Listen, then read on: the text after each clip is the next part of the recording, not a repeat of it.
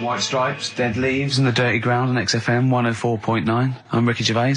With me, Steve Merchant, Karl Pilkington. We have got a great show lined up for you. Absolutely. Today it's just, Valentine's weekend, some love songs. Ooh. We've got some chat and, of course, the competitions. I'll tell you what, I was walking here today and the West End is crammed. There's helicopters, there's police, there's about 1 million people sort of just milling around, standing around with placards and stuff. I don't know what they're doing, but they've got too much time around. They need a war.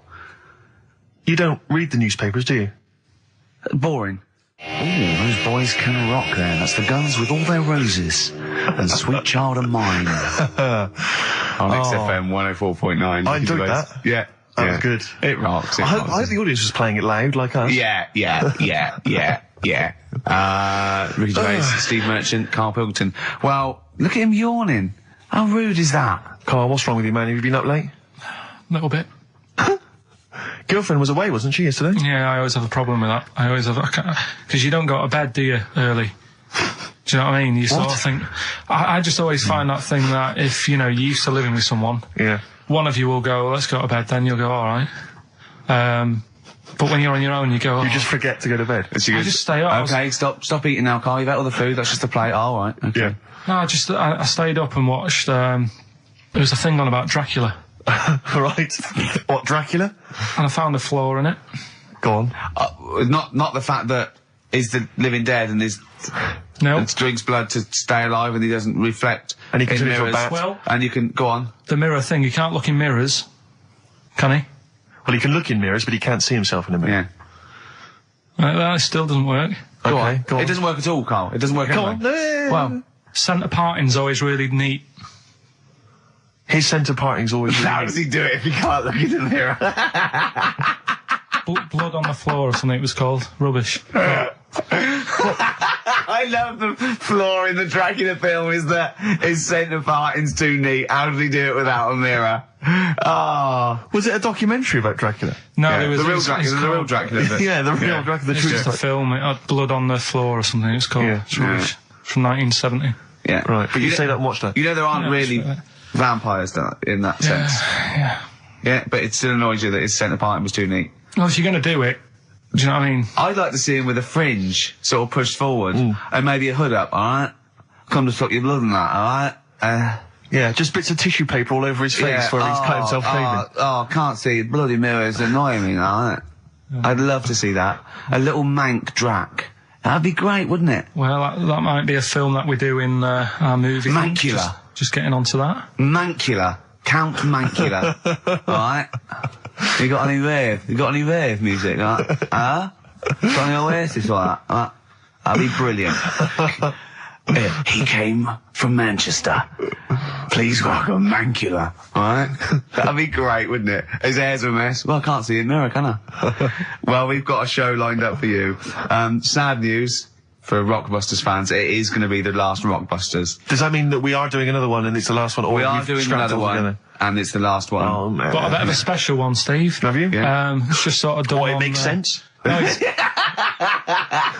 First time only. no, it's done on accents because I'm running out of like clues and that to use. Oh, is this as good as the Jamaican one? The trout spinners. The trout spinners. That doesn't work at all. A bit like that. Okay, so go on, what's the gist of this one? Well, it's just I've been the sound effects bit that didn't really work out. So there's 3 sort of cryptic clues. Yeah. And, Sort of cryptic, yeah. It's done on accents, and I've sort of worked down the country. So I've got a northern one, I've got a Brummie one, and I've got a Cockney one. All right, Excellent. we'll look forward to So that. we're We've doing got that quite a later. lot of competitions, haven't we? Because we've also got your film competition. He's appearing in The Shining this week, Steve. Excellent, okay. We've also got, chimpanzee that. More monkey news from around the world. Monkey news. Stay tuned for that. But there's one that I thought we could phase in as we phased out Rockbusters. It's an old favourite. Karl, was before your time. XF Family Fortunes. XF Family Fortunes, it's brilliant. Get a It couple owes of people nothing online. to TV show Family Fortunes. No, it's XF Family Fortunes. You can't get him on that. So we'll be playing that a little bit later as well with 2 lucky people, and we'll be giving away some great prizes, I imagine, Excellent. Steve. Yeah. Go through those a little bit later. Yeah. As it was Valentine's weekend, what about a lovely song by Lloyd Carr, like lovers do? Lloyd Cole, like lovers do, on XFM 104.9. Is that for all the lovers out there? Yeah. I'm Ricky Gervais, with me Steve Merchant and little Karl Pilkington. Oh, we're having a laugh, aren't we? Little Karl with his sandwich and cheered up, hasn't he? I'm still bruised where you punched me in the shoulder, showing that you could box. Yeah, to be fair though, Rick, you do think that you're now a professional boxer because you've been on the telly boxing. Marciano, yeah. No, he does. I mean, he laughs about it, but he does walk around thinking, yeah, I could probably handle myself in a street brawl. In fact, I walk around handling myself. Yeah. A lot of the time, don't I, Karl? And often Karl. Yeah, yeah. Oh, I love it because his little round head. I've got another mate that's got a little bald head, and I'd like to squeeze it. I'd like to see how far. Do you know what I mean? Like an egg, you can squeeze it that way, sort of sideways, and that hurts. But then squeeze it forward to back, it doesn't hurt so much, does it? Do you know what worries me though? I think if you ever actually did crack Karl's head, I think yolk would come out. Yeah, he was drawing, and I gave him a little karate chop on the back of the neck, and he jumped. He spasmed. Sorry, you gave him a karate chop on the back of the head? Yeah. To be fair though, I think I'd spasm, Rick. If a man crept up behind me and karate chopped me in the neck, that's probably a natural reaction. Didn't I laugh, Karl? That's right, good laugh. Oh, so we got lots of little things to get through. I mean, look at his little face. You're right. We had a little lunch yesterday, didn't we? We did indeed. That was a nightmare. Yeah. I hate going out with you two. I was explaining to Karl, right? I like to excite Karl's imagination, right? And if it involves chimps or monkeys, all the better. Brains he likes, parts of the body, deformity. You know, I know where to, you know, what buttons to push. And I told him about this thing. I don't know if any of you out there know about this, but there's an experiment they did in the 50s, a clinical psychology experiment where your two hemispheres of the brain, okay, they're joined by a thing called the corpus callosum, right, which is just a little flap of skin, like a little scarf lead that joins your two hemispheres. And what they did, they cut that in half, and they thought it was a cure for schizophrenia, but what it turned out to be, or epilepsy, I think, I can't remember, was that your two sides of your brains didn't function together. You couldn't get information. I was telling Karl all this thing, and one of the things I told him was that they did it on a monkey, and it fought itself over a nut. Like its right arm was connected, you know, by its left lobe of the brain, and it was fighting over itself. And Karl went, instead of like thinking this is amazing experiment, he went, would it have been happy if you'd given it two nuts? Yeah, I know. Well, you started off by explaining it, and I remember you mentioned, because I was watching the two of you as you were describing it to me, you said, of course, one side of the brain deals with symbolism, and as you said the word symbolism, I noticed Karl drift away from looking at you, pick up his mobile phone, and start pressing buttons randomly. And I thought it was the word symbolism that got him. And I noticed it took you just a moment longer. And I think the first thing you said was, when did I lose you? Yeah, I knew I'd lost him. It's extraordinary. And he doesn't even try to disguise it. I said nomenclature at one point as well. Right, yeah. And I knew I was dicey with death there. Yeah. But, but I told you tried to look it up, didn't you, on the web? You didn't find anything about it, did you? The spelling of it's, what is it again? What's the word? Corpus callosum. Yeah, so I couldn't do it. No, it's no point. Yeah. Don't bother. Give up. Don't bother. Give up. So if anyone knows any interesting facts about that, yours hasn't been cut in half, has it, Karl? That would, again, might explain something. I'll tell you what we will be talking about later. I don't know if you're sort of aware of them, Steve. Go on. Bonobos. Oh, I don't know much about bonobos. I told him about, he was looking for stuff. I said, put in bonobo. He was having no luck with chimp. And they're a form of chimpanzee, but, they're even closer to us, evolutionarily speaking. They've got their social groups are more like ours. They're more intelligent, and he was loving it, weren't you? So is it human bonobo Karl? Is that how it works on the evolutionary ladder? Chimp Karl. Yeah. Yeah. Talking about So we're talking about bonobos. You're excited about that? Yeah, That's coming up in Monkey News. No, I think it's a bit of a monkey bonus.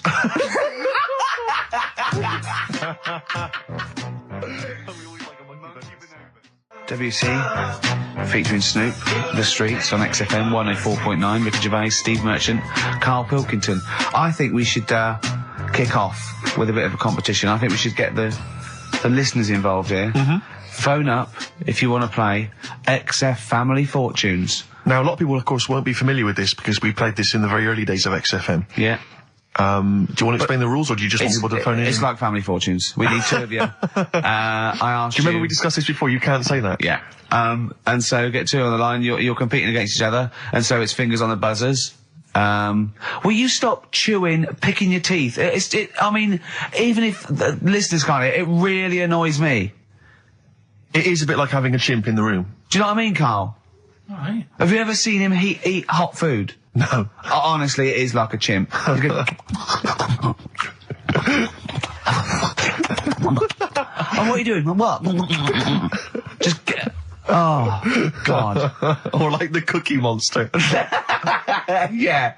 Oh, God. I'm never annoying, Carl, so why are you? Do you know what I mean, Steve? You're so annoying. I'd say, have you been with him for trying to have lunch with Ricky? Yeah. It's the hardest thing possible. You wander around for hours. It's a combination. It used to be bad even before he was a celebrity because he has a tolerance level. It's extraordinary. I mean, he is irritated by a car honking its horn in the street. He's like, I can't believe it. Let's go in here. I'm so angry. He gets annoyed by police sirens, by rain, wind, birds in the air, other people in the streets. They're the most annoying. Children particularly, whether they're in a school playground we happen to be walking past, whether they're on TV. It's just noise that isn't mine. Well, I know, but this is the thing. You are the most irritating man I've ever met, without a shadow of a doubt. I mean, you know that, Carl, don't you? I mean, noises he makes. It's extraordinary. I mean, I've been editing some behind-the-scenes footage we shot of making the second series of The Office. It's extraordinary. I've had to cut sequences out involving Ricky because they'll just think he's a gibber, just think he's an idiot, like some kind of puppet that the rest of us are controlling, because he's shouting, he's whistling, he's honking, he's making noises, he's dancing around. It's extraordinary. And if you're out trying to find somewhere to eat with him, all these irritants, all these annoyances, and it's, that music's too loud, I don't like that particular song, I'm not going in there, there's more than 8 people in that cafe, I'm not going in there. It's just extraordinary. I think we need a woman. I'm thinking of hiring a woman, like a PA, to just go ahead of us, scout ahead of us, go in, and she can just stand back and say, oh, sexist. Oh. Or a guy. Oh, that's or a fella. Oh, sexist. Or a fella. Just to scout ahead. Oh, I'm thinking back. of hiring a woman, subservient role. We couldn't hire him. Oh, no. Oh, sexist. Well, that or a chance to meet a woman. Yeah. That I'm also paying. It's like paying for it. It's Exactly. slightly more above board. Yeah. So, if you want to play Family Fortunes, call up. What's the number? 08700 800 1234. Yeah, it's just like Family Fortunes. Two of you are competing for some great prizes. And, I go, something you know how it goes, and then go Buzz and play it on board. It's not as high tech as Family Fortunes. Current single from Nick Cave and the Bad Seeds, that's Bring It On. Yeah.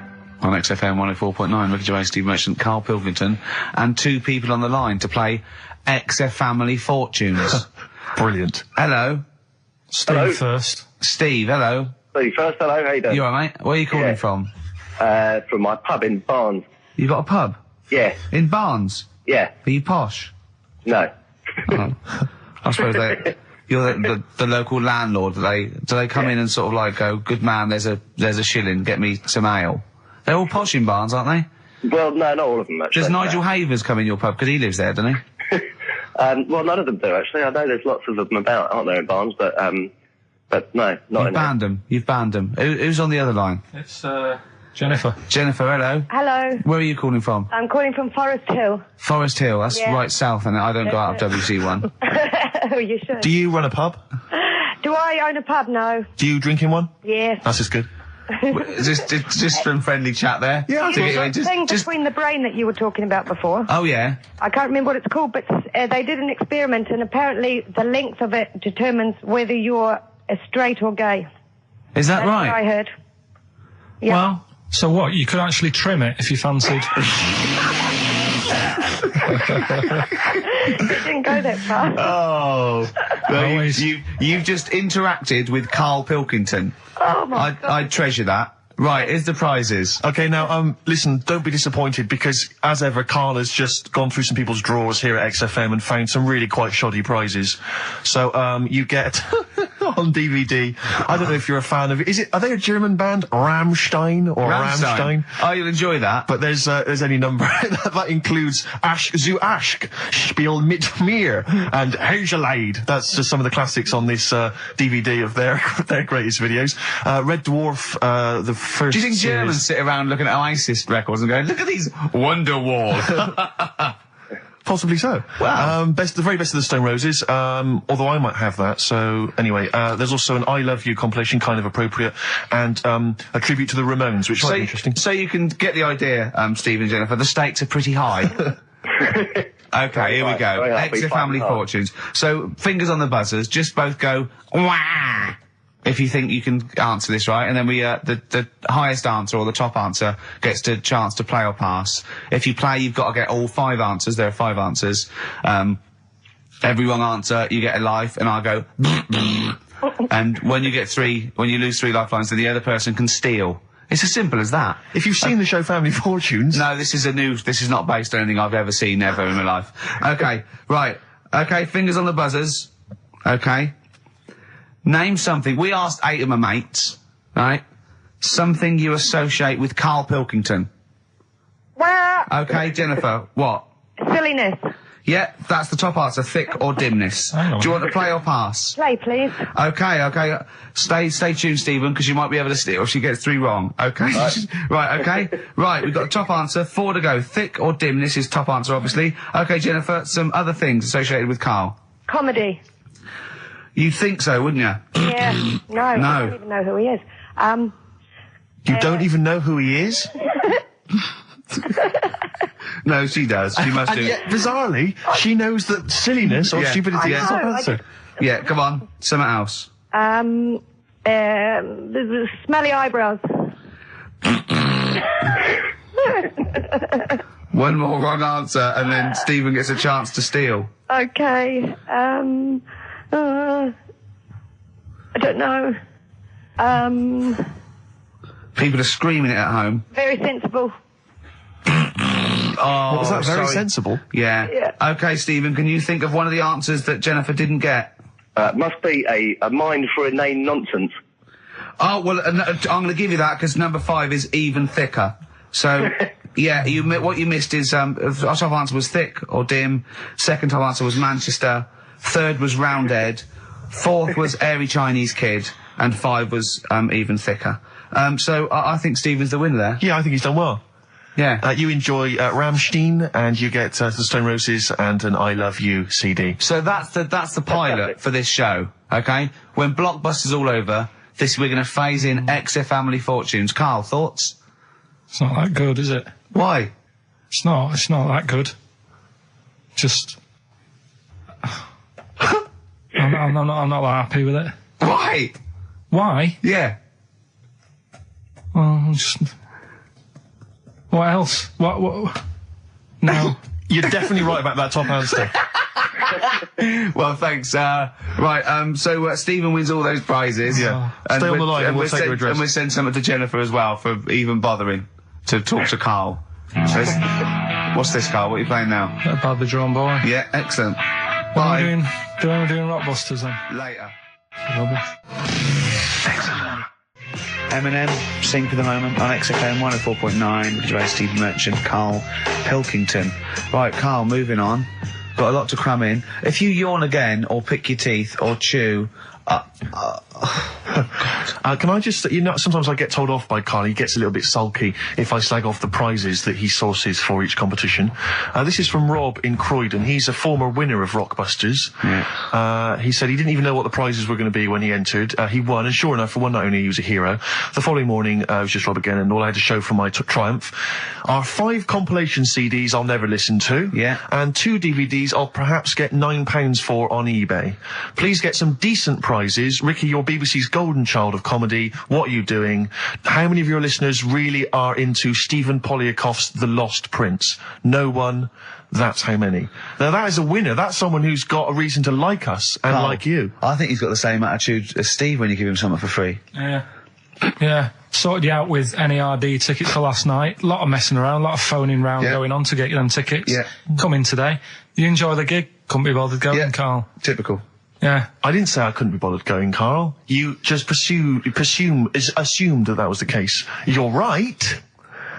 But Well, the point is this, Karl. Once you've given me the tickets, they are mine to do with as I see fit. the thing is, what annoys me is, right, I bet he hasn't even listened to them CDs. He might find something No, on there. that's his point, I think. Yeah, to be fair. But I don't want to give them stuff that's too good, because then they'll listen to CDs instead of XFM. Of course, there's always careful planning. So You always got an answer.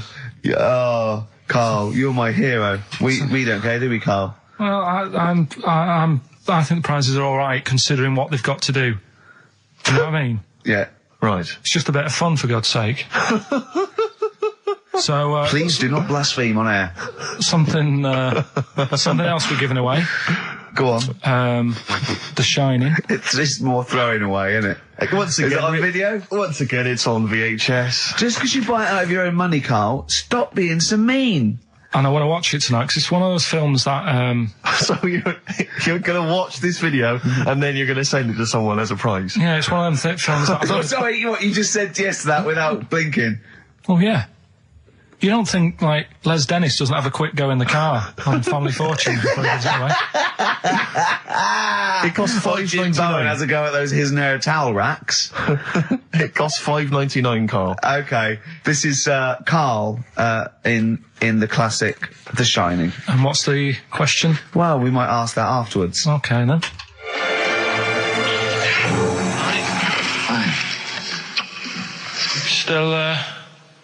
Still trying to write the book, then? Yeah? Yes. Good.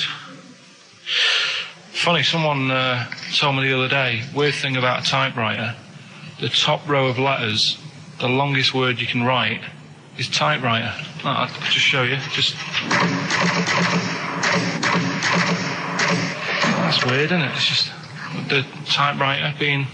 You're not in the mood, are you? You're in one of those grouchy moods again, that you get into when you're writing. I'm not being grouchy. I just want to finish my work. Yeah, it's just being a bit funny, a bit offhand and that. Let me explain something to you. Go on.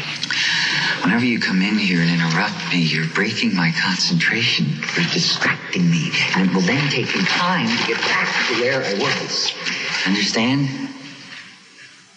Yeah, but I just was coming in to try and cheer you up, if you...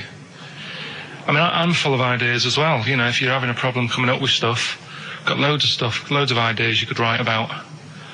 The other day I read about this airy Chinese kid. What do you want me to do about it? No, it's just that it could make a good book. Do you know what I mean? Sort of following round. That's swell. Well, I'd buy it, But if you don't want to know, don't bother doing it. But, do you know what I mean? It's just airy Chinese kid. It's weird because they're not normally that airy over there. Yeah, this kid cakes in it. But if you don't care... I wouldn't touch one hair on his goddamn little head. You won't have to touch any hair on his head. Like I say, he's covered. Leave the head alone if you want. Touch his hands. He's totally... covered in it, but... I love the little son of a bitch. Well, don't go that far. You haven't met him, but I can sort it out. I'd do anything for him. I don't think you'd expect that much. Just take him to the barbers 3 or 4 times a week. He's a good little kid. In fact, I'll do it. I think I'll write a book on him. Yeah? Now, do you think you can handle that?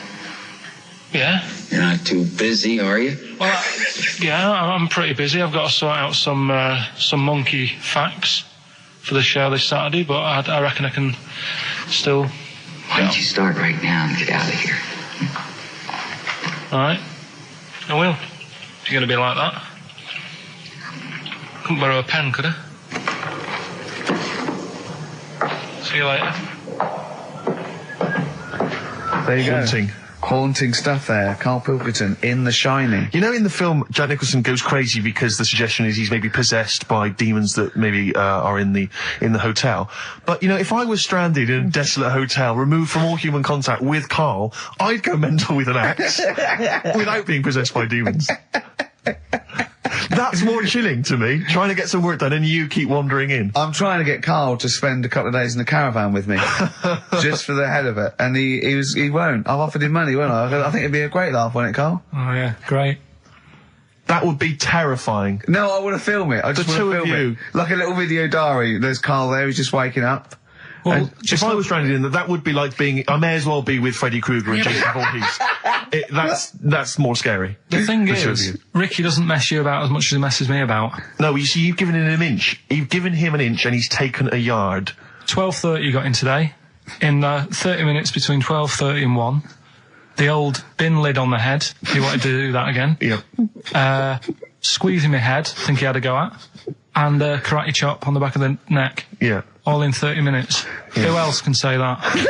Can say that. Who else could say?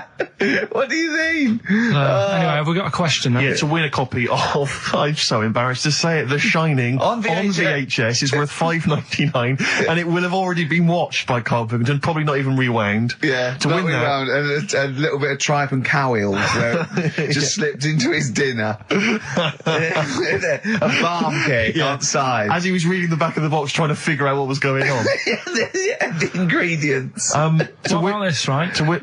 Here's a question. I've got a question. No, go on. No, I want to hear Carl's first. Okay. No, it's about the film. Because when I was whizzing through it, I saw something and thought, oh, that's good.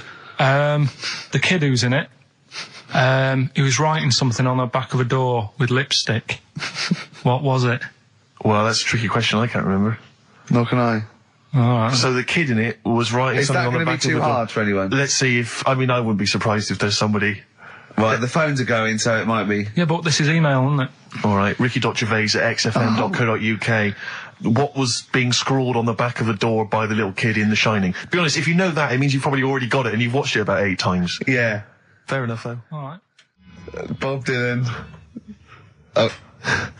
You're going to make me lonesome when you go on XFM. Sorry, they're arguing. Steve and Karl But are he just goes, arguing you've got to keep it slick. Do you know what? Can I just tell them what you're arguing about? Think of this, right? This is the argument. They're arguing whose fault it is why this show is rubbish.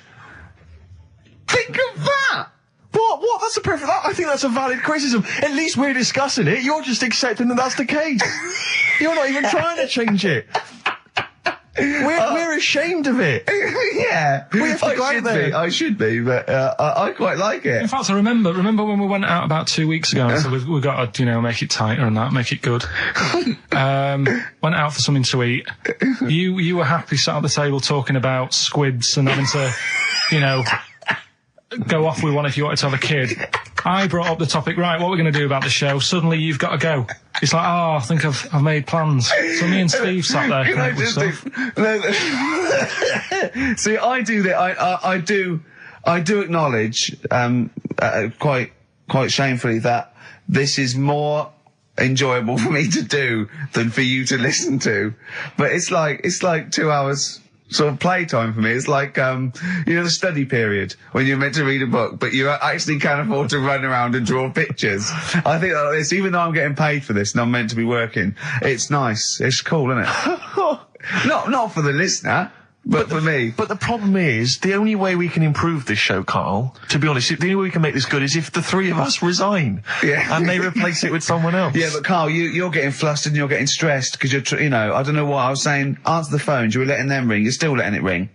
You're still letting people phone. You go, oh, look, leave that. And people have phoned in, good enough to phone in, to ask for something for free. I think you should at least answer the phone and say, it's not worth it, the prizes are rubbish. Well, whilst I'm doing all the other stuff, maybe you can do that. No way. Right then. But to be fair, Rick, I'm not accusing you of being lazy. No. But you're sat on a chair and yet you're almost vertical. I don't know how you've done it. It's like you're almost asleep, but you're sat on an upright chair.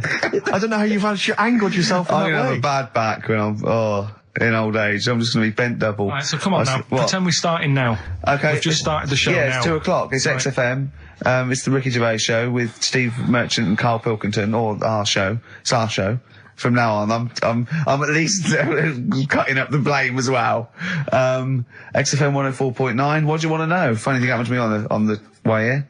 Okay. Actually, it was about Wednesday or Thursday. I was walking along Charing Cross Road. I was on my way here actually to meet Karl for a drink, and this little fella came up to me. I think it was an overseas student. He's sort of like a student type, but he had an accent, and he came up to me and went, "Excuse me, are you one from the office?"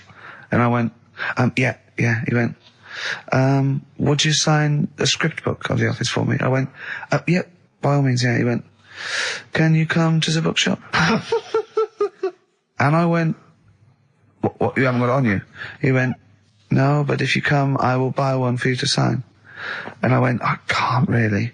He went, were you going to pass one? I went, I'm not, no, I can't. He went, oh, I was just in Waterstones earlier. I didn't go. And I went, oh, sorry. He went, you could just, I went, I can't. He went, okay. I went, I'll sign something else. Have you got something else I can sign? He went, of course. and I signed a pamphlet or a brochure or something for him. But I love the idea. Imagine me going with him and queuing up, and I'm in the queue. He's going, you're going, yeah, fine, can you just hurry up? And he gets there, and his switch doesn't work, and he goes, can you lend me £10? Yeah. I mean, imagine that. I'm a little bit annoyed you didn't go with him, frankly, because that would have been a sale of our book, and I get a little cut from that. Well, behind him was Salman Rushdie going, can we hurry up? Because I shouldn't be out. I'm getting a lot of funny looks. And I really, I don't feel comfortable. But I thought it was very odd the other day, was we were walking along, and Ricky often gets bothered for an autograph, and some Japanese people who I think were tourists, they appeared from behind the corner, and I thought, this is odd, that, they seemed like tourists, but they're obviously going to ask for an autograph. And they just handed him a camera and said, excuse me, would you take a photo of us? And they didn't recognise him. They didn't recognise him. I was laughing, I was thinking, right. So now Ricky stood in the street, people are recognising him as he's taking a photo of three complete Japanese strangers, and I imagine them getting home and sort of saying, and here's the one we had taken by Ricky Gervais. Taken with Ricky Gervais? No, taken by Ricky Gervais. From the office. Isn't that brilliant? Would you come to the bookshop with me? The life of a minor celebrity. Not really. XFM. Times like these, Foo Fighters and XFM 104.9. Carl, let's build up to Monkey News. Do you want to give the competition answer and winner? Yeah, we did the bit on The Shining, me acting out in that. Yeah. And the question was, the kid in the film The Shining, he, after like the devil had got in him and that.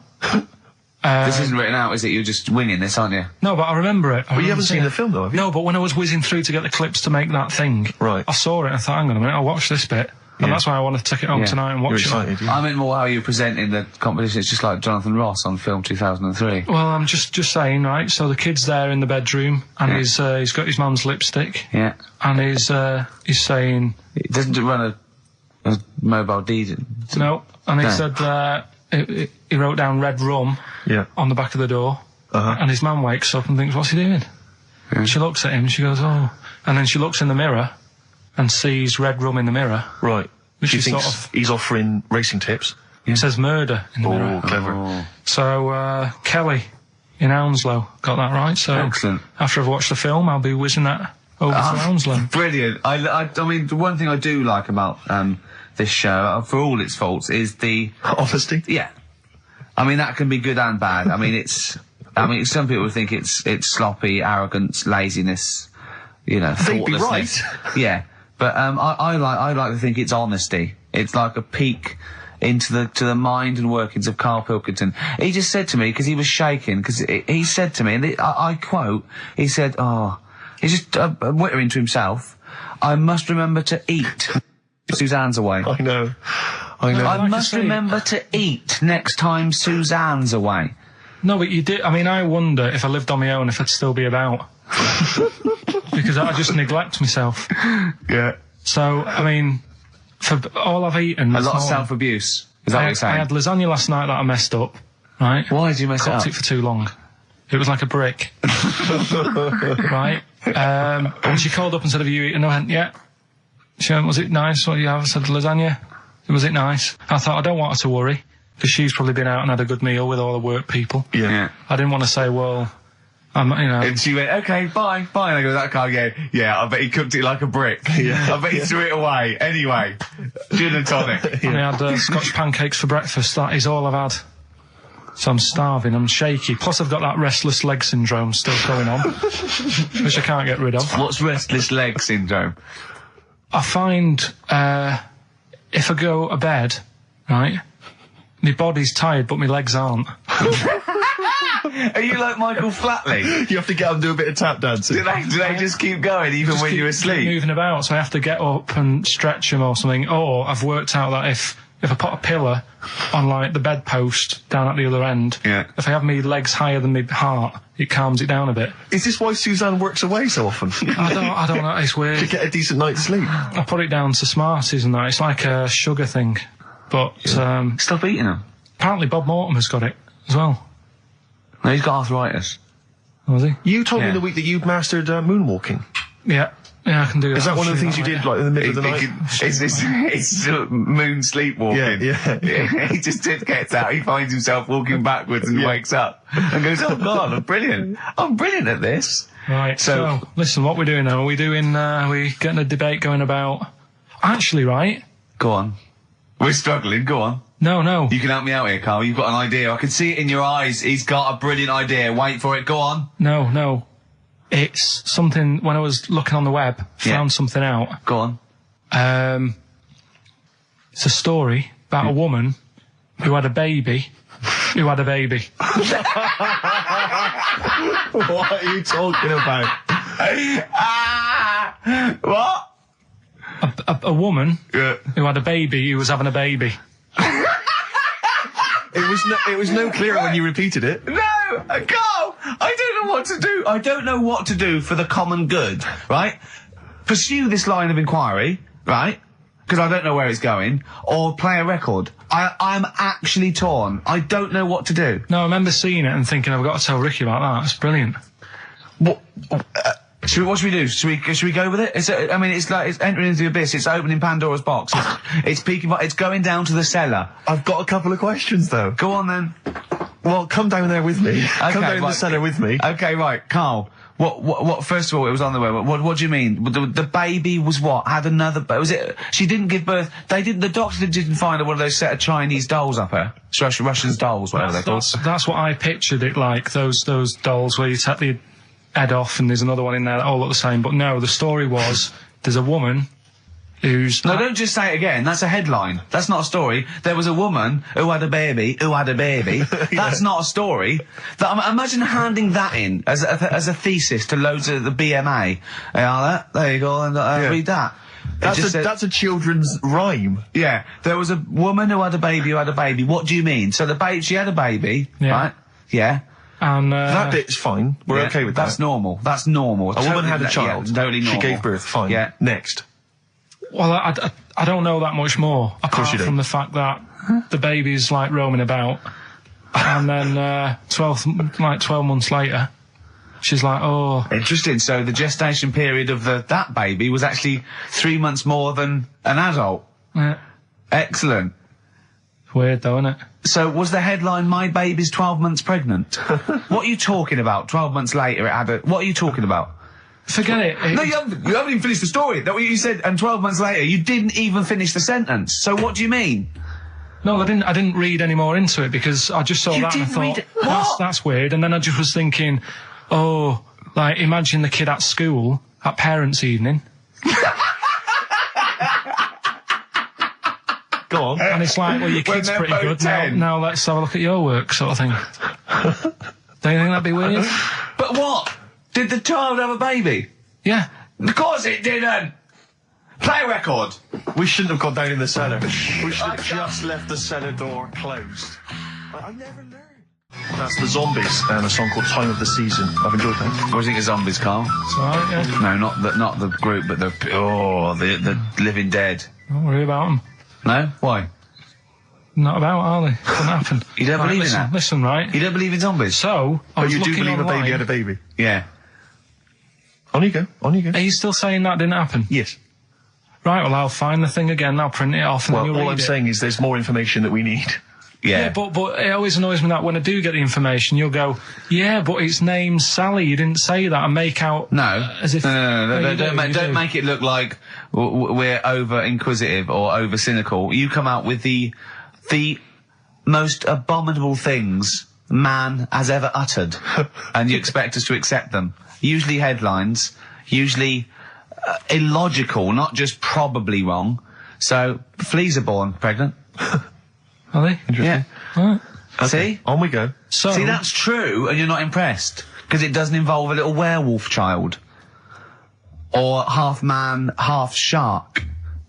And you're just not, it's not good enough for you. No, but if I read the first line of something, and it's not that interesting, I go next, right, and I move on. Now, when I saw a woman had a baby, and it had a baby, but you still didn't read on. No, but, alright, I didn't read on, but it got me thinking. Like I said, you wonder about the parents' evening. I was thinking about, is it a good thing? Because you're going to spend more time with the kid. Do you know what I mean? There's a lot of mums who have to go to work and that. She's going to be a great mum. Grew up with her, literally. Yeah. Do you know what I mean? So She's going to be a great mum. I just wonder if, I know it sounds weird, but if Was it the you know, the baby that woman had, was that a girl or a boy? Well, it would have been a girl, wouldn't it? Of course it would. It'd be mental, wouldn't it, if it wasn't?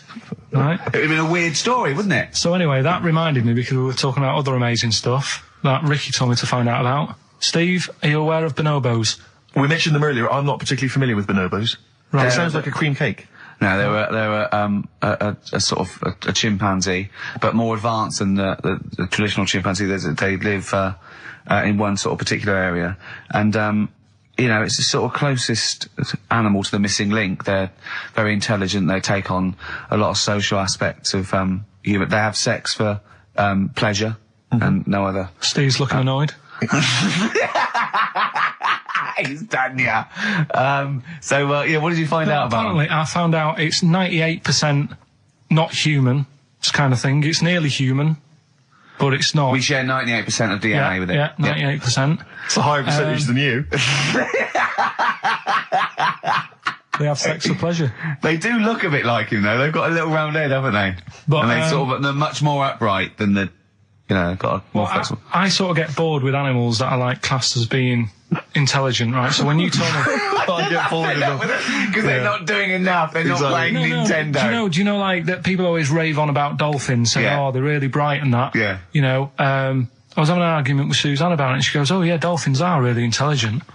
And I said, but what? What have they done? So she said, well, they use them in wars. They strap bombs to the back to go out to boats to then blow up the boats. Yeah, they're trained, Well, that isn't that bright. If it was really bright, it'd go, I'm not doing that.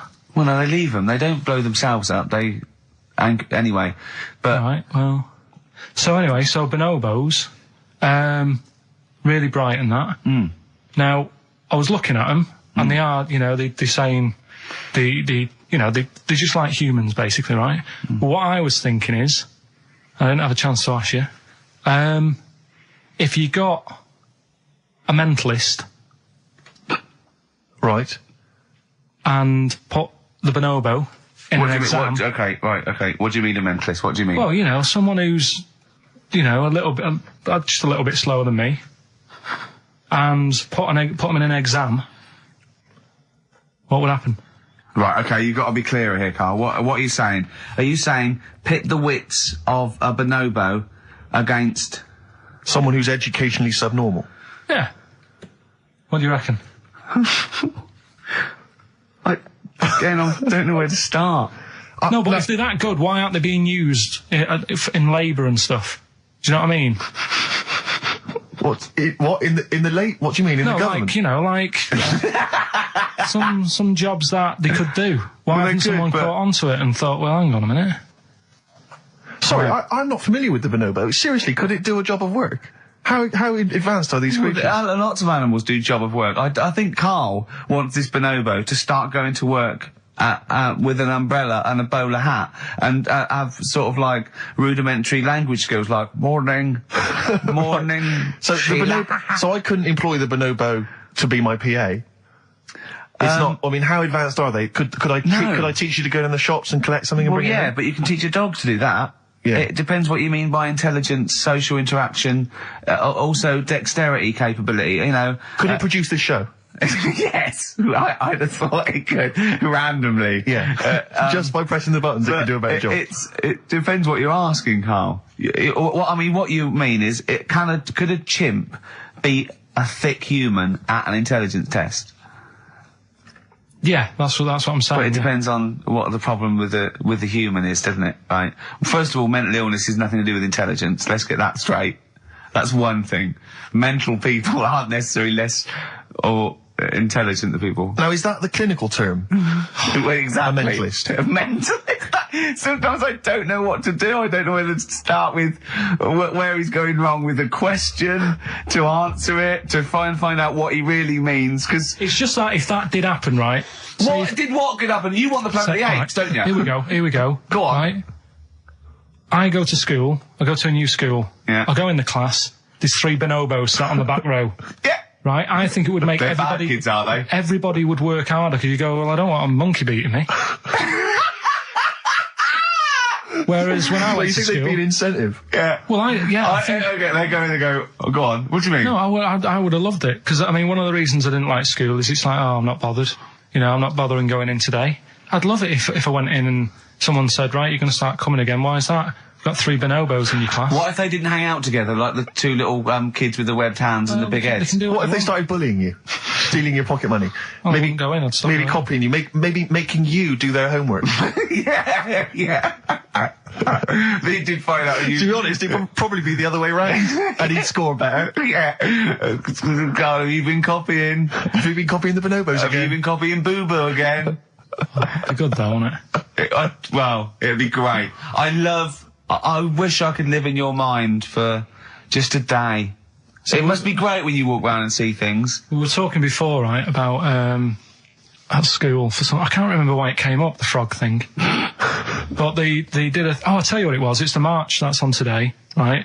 And you know, if people want to do that, it's fair enough. But I don't like going out in big crowds and what have you. Sure. He said there's too many people to get anything done. Right? He said I wouldn't do anything with more than 5 people. You know what I mean, Steve? If you have a night out, if there's more than 5 of you, you can't talk to everyone. Who's in charge of the night?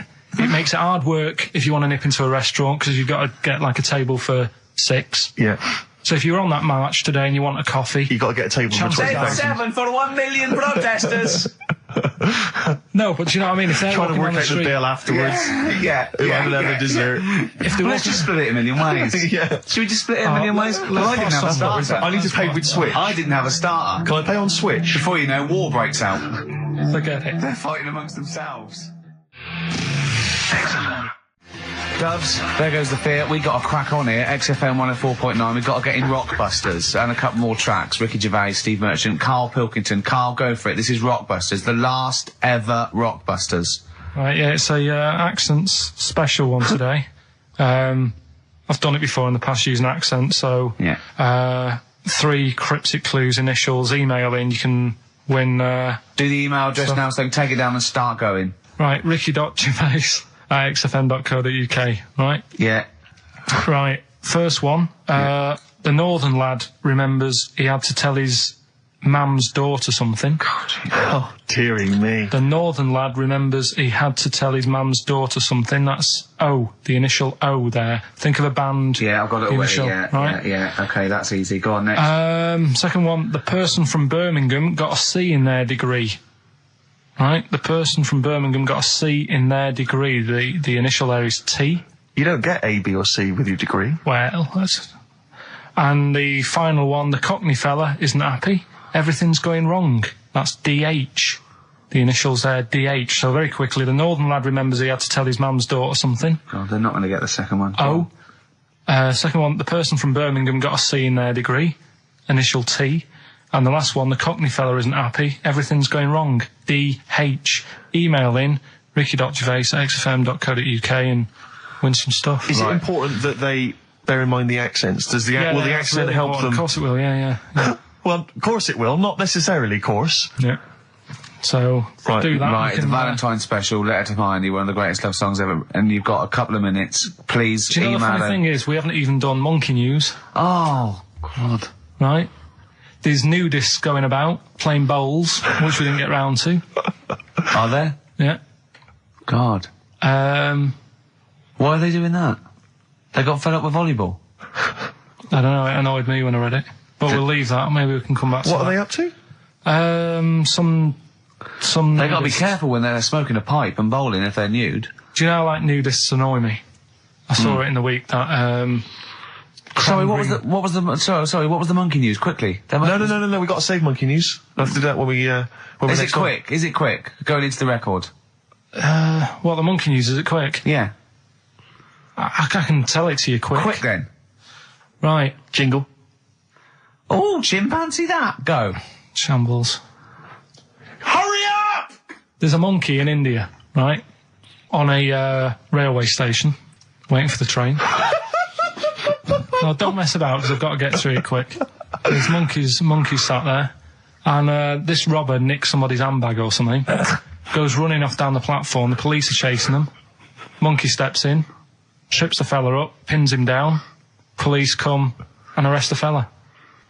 He tripped over the monkey. Okay, play a record. He didn't. He tripped over the monkey. The monkey was waiting for a train. He tripped over the monkey.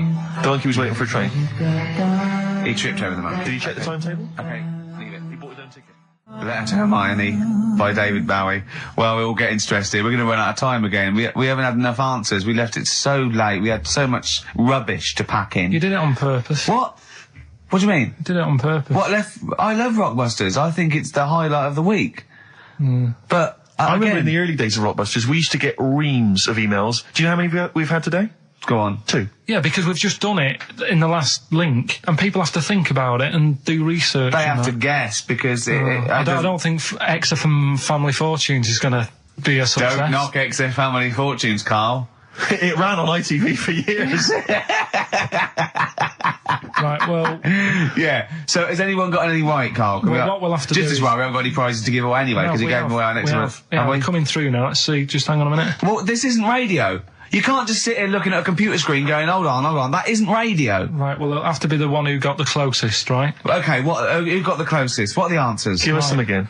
Right, the northern lad remembers he had to tell his mates, his mum's daughter something. I'm so glad this is the last one ever. This is the last, I promise it's the last Rockbuster ever. The northern lad remembers he had to tell his mum's daughter something. That was O. Yeah, I know that. What was it? Oasis. Oasis. Right? Yeah. Oh. So that was a northern that one, lad. that works. That works, though. Go on, what's the next one? This one worries me. Go on. The person from Birmingham got a C in their degree. No idea. That was T. Go on. Toto. 2-2. A C as well. Just made it up. A C. 2-2. I love it. I love it. Toto. Well, Toto. Right, no, did anyone get Toto. that? Yeah. You are I just saw joking. it on an email. Right, Someone come on. got that. What's the last okay. one? That's extraordinary. Last one. The Cockney fella isn't happy. Everything is going wrong. Going back in time a bit. The initials DH. Going back in time a bit? Yeah, that for the song. It's not a sort of. Oh, right. I remember. I thought I didn't hear that first time round. Cockney fella isn't happy. Everything's going wrong. The initials with DH. Yeah. That was Dan Hill. Dan Hill. Right. Dan Hill. Nobody got that one. That's a tricky one. But Steve, do you want to pick someone who got a couple? No. I mean, I imagine Dan Hill was on everyone's lips.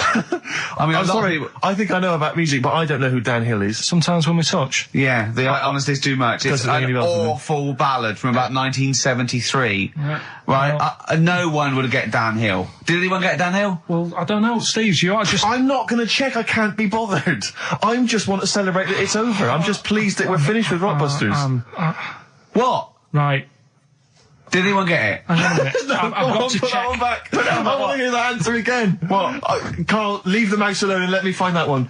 Right. That is someone's contempt for you. Yeah. They've put Oasis, fair enough. Second one, Travis, they've just gone. Third one, Oliver Hardy. They don't care. That's how much contempt people have for What's the you. answer? NERD? Yeah. Provider. Oh, I hope the Sonys weren't listening to that. I'm not going to come in for a couple of weeks.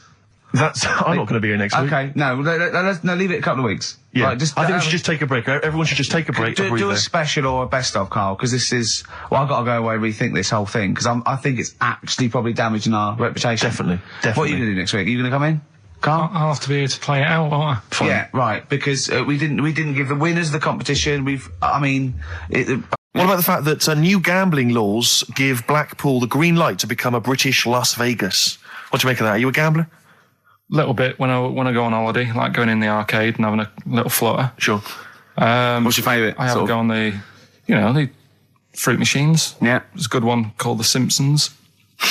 Right. Is that your favourite? Yeah, it's quite good. Is that a tie-in with the TV show The Simpsons? Yeah. Okay.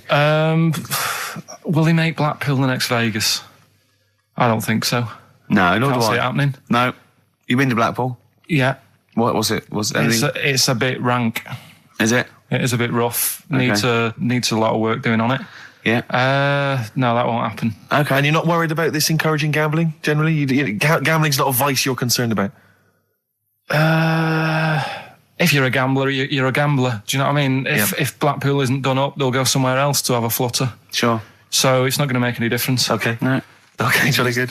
What do you make of the So Solid crew's Ashley Walters being jailed for 18 months? Obviously not a very good example to his young fans. He should have got more. Do you think? I had a dream about him the other night. Go on. About the group itself. Okay. I had a dream that... Were they all there? Because there's a lot of them. I couldn't remember all their faces. The feature in a dream. I had a T-shirt on. He had etc. Exactly, yeah. Two of them, he had etc. Yeah. I had a T-shirt on. You had a T-shirt on? Yeah, and it said on my T-shirt, "So solid poo." And I was walking down the street and they came towards me. And they were just about to beat me up. That's a great dream. That's amazing. That's an amazing I love dream that. We've for all a had 30-year-old. We've all had that anxiety dream. Oh my goodness! What if I meet no. the So Solid crew and I'm wearing a God. T-shirt that slags them off? Oh, I don't believe it. Yeah, yeah. So what happened? Did you get beaten up in the It was dream? one of them where I woke up. Do you know I've been telling you that I keep getting them things where you feel like you're falling?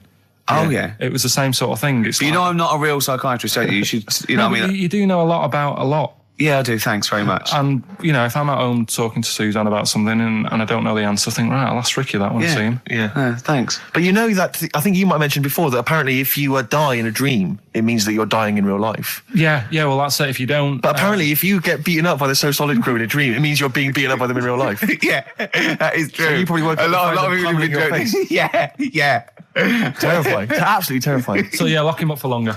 Okay. Finally, what do you make of Halle Berry becoming the first black woman to win the Best Actress Oscar? Did you see her speech? Got on my nerves. Did it? I mean, it's good that she won. It's nice for anyone to win an award. Yeah. But she did go on a bit. And, I've been in that same sort of position. What? Placing an Oscar? Well, I got... what they used to do at school is Okay. if you did a full month without being off, you got a gold certificate. Okay. And I did a month once without having a day off. And I went up and I didn't make a fuss.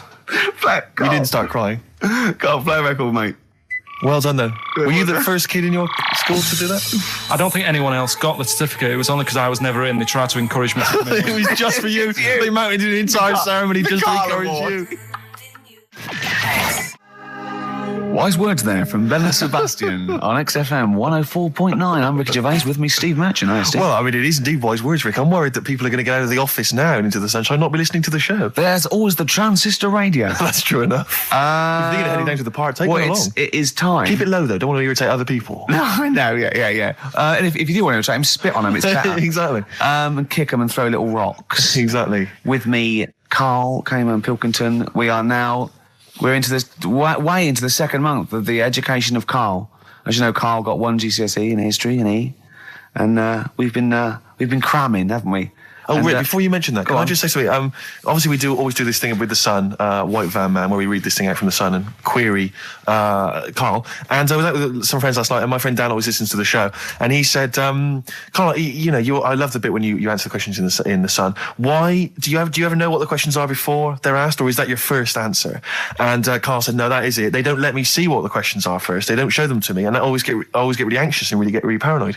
And I was just wondering, have you seen the error there, Karl? Have you seen the mistake you've been making? Right? You're worried that you didn't get the questions beforehand, right? What? How could you maybe combat that, do you think? How could you combat that if you're really nervous? Coming Maybe you wanted out to sort of have some views or ideas beforehand. It's your error, isn't it? Do you know what I mean? It's your show. If you want to take a chance with me. No. So His point is this: that if you're really worried about it, how could you get hold of those questions in advance? Is there any way you could get hold of those questions in advance? Yeah, but is it always in today's? Is it always in Saturdays? Yes. So they don't do that every day of the week? They do, but I always take it from this Saturdays. Right, well, yeah, I could, but that would cost me money. I'm not on enough as it is working here on a Saturday. Okay. How much is the Sun? 30p. Yeah, well... You're not made of money. I understand. Yeah. Actually, it's 40p on a Saturday. I don't know what I was thinking. Well, it's time. Well, go on. That time, isn't it? Yeah. Play the jingle. Yeah. White Van Man, Karl. Brilliant. Recorded at great expense, that jingle. Yeah. This is where we just hijack an idea from The Sun, which is White Van Man, where The Sun asks, in this instance, a cabbie by the look of it. Oh no, a fruit and veg shop owner. Ours is slightly different because the Sun sort of like pick on a perfectly normal member of the public. Exactly. So that's where we've got the upper hand. Yeah. And they ask him about the the hot potatoes. This week, Karl, my first question to you, well, your thoughts, please, on the criticism of the BBC over their coverage of the Queen Mum's death. What do you make of this? You're aware of all the criticism that Peter Sissons asked some probing questions? No, I thought it wore was a burgundy tie. I thought that's it. Yeah, he just had it didn't show respect. He just had a burgundy tie on. See that? that's not really not showing respect, is it? No, it's not. You know, you show your respect by sort of doing the news on it, giving her a bit of coverage and showing, you know, Bit of publicity. what a good woman she was or whatever. Yeah. And then you move on to sport news or whatever. Do you know what I mean? Yeah. I totally agree. I don't like the way everything's morbid. I was thinking about it. It's like, you know, the way in birthday cards and that, people always put funny things in them.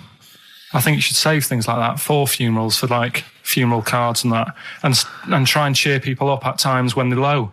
Do you know what I mean? Because on your birthday, you're quite happy anyway, so you don't need someone putting a funny comment in a card. I think, you know, when you send a card... What would you suggest? Well, you know... whoopee cushion, but on the vicar's chair. How would you liven up a funeral? Just little things in the card. I mean, you're just writing stuff like, well, you know, at least you're still alive or whatever. So as you're giving the eulogy... So that'd be good. So supposing someone's husband's killed in a car crash, you go around with some flowers and a little card, and it says, at least you're still alive. Well, maybe something funnier than that.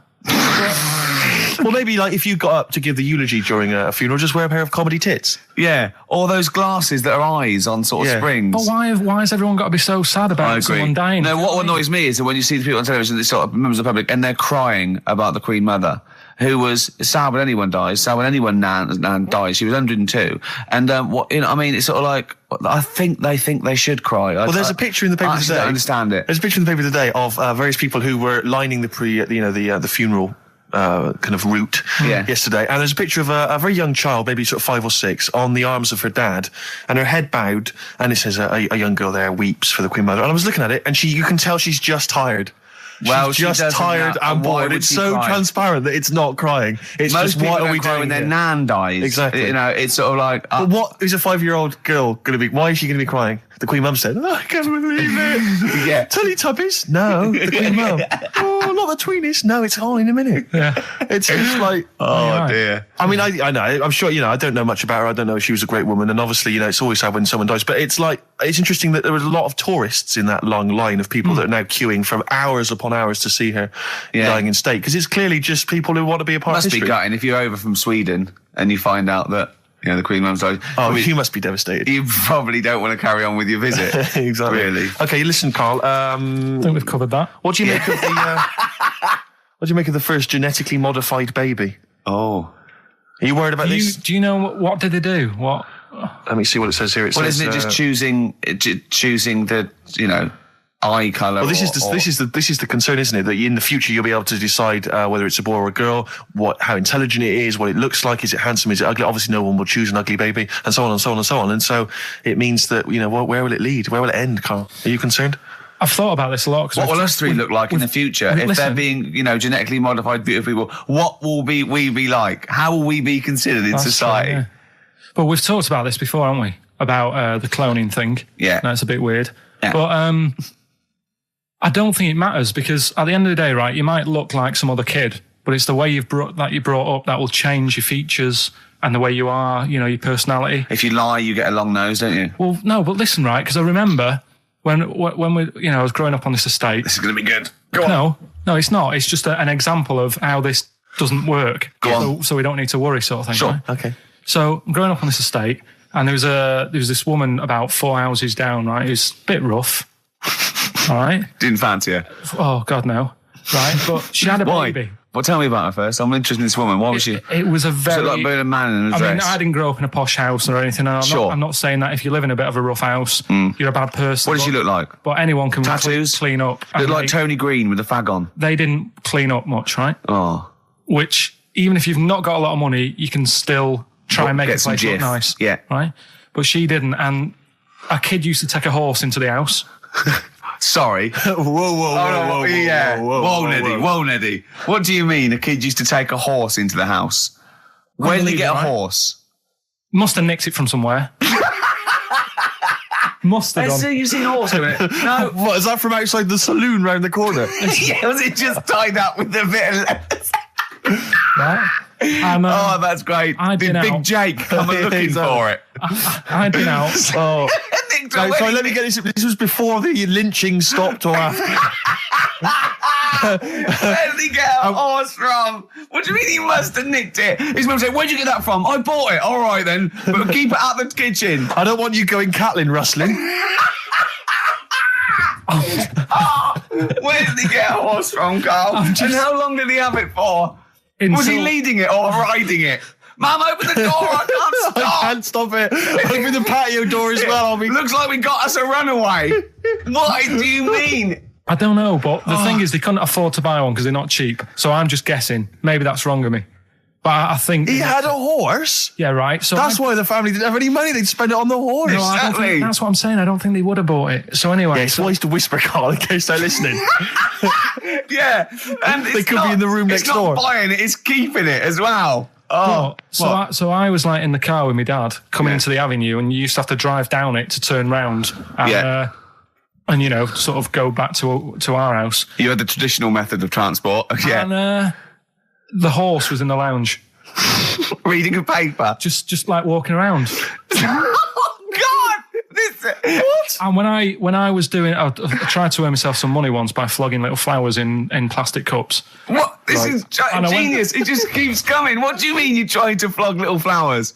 What do you mean? Wait. Let's play a record. Let's play a record and come back to this, because it's always going to just unravel and unravel. It's going to go on for hours. Let's play a track, deeper Carl. and deeper. It's like an onion, isn't it? We've created a whole world here where there's a man living with a horse. Just walking around the lounge. I come from the West Country. I've never heard anything like that. I just think of a big sort of like orange carpet, and it's got a rediffusion telly, and this horse going, I'm fed up in here. Exactly. This is really... I am not taking the rubbish out again. Yeah. Right, play a record. Let's have Velvet Underground. We've got that lined up. Oh, yeah, the classic from the first album. I'm Waiting for the Man. Let's come back to the horse in a second. Little flowers in pots. What do you mean? Well, that bootleg's going under the name of Nothing, Miss Jackson, I think, by Meats and Poultry. So there you go. I do love these bootleg things because they're so pointless, but they're so enjoyable. Yeah, it's great. It's just fun to do. Yeah, exactly. They're really good fun. Great. But not as much fun as White Van Carl. White Van Carl, absolutely. Do you want to explain the premise? Well, we take the Sun asks someone else and asks Carl. It's as simple as that. The Sun have just taken a normal person. We flipped it. We're going to ask Carl the same questions about the week's news. Yeah, just basically your opinions, Carl, as ever. What do you make of, well, obviously the big news, David Beckham's broken foot? Is this a big concern for you? No, I mean, he's sad. You know, it's sadder for him more than anyone because, you know, to like be in the World Cup is like the main thing for him, isn't it? Yeah. But he's still a young lad, and I don't think he'll give up. I reckon he'll still turn up. He'll be all right. And, yeah, good luck to the lad. You know I like David. I'm not going to slag him off. Voice words. Yeah. He says that like he knows him. Like he's popping round for drinks later. Yeah, like we tried to stitch you up. Go on. But obviously yesterday, was it yesterday? I think maybe Thursday, the Sun printed a big picture of David's foot and encouraged everyone to touch it at midday, because hoping that this would somehow, if we all thought and prayed together, somehow that would help his foot heal. Do you believe in that? No. Any belief in that? No, you're going down the old like Yoragella route, aren't you? Sure.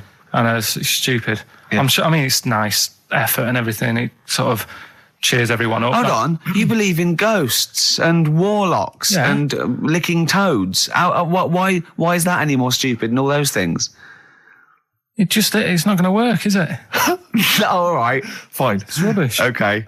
Okay, what about this then? There's apparently now available £1.5 million apartments available on an exclusive ship which sails around the world. Yeah, it's like... what do you make of that? It's a huge thing, and you live on it, and it's...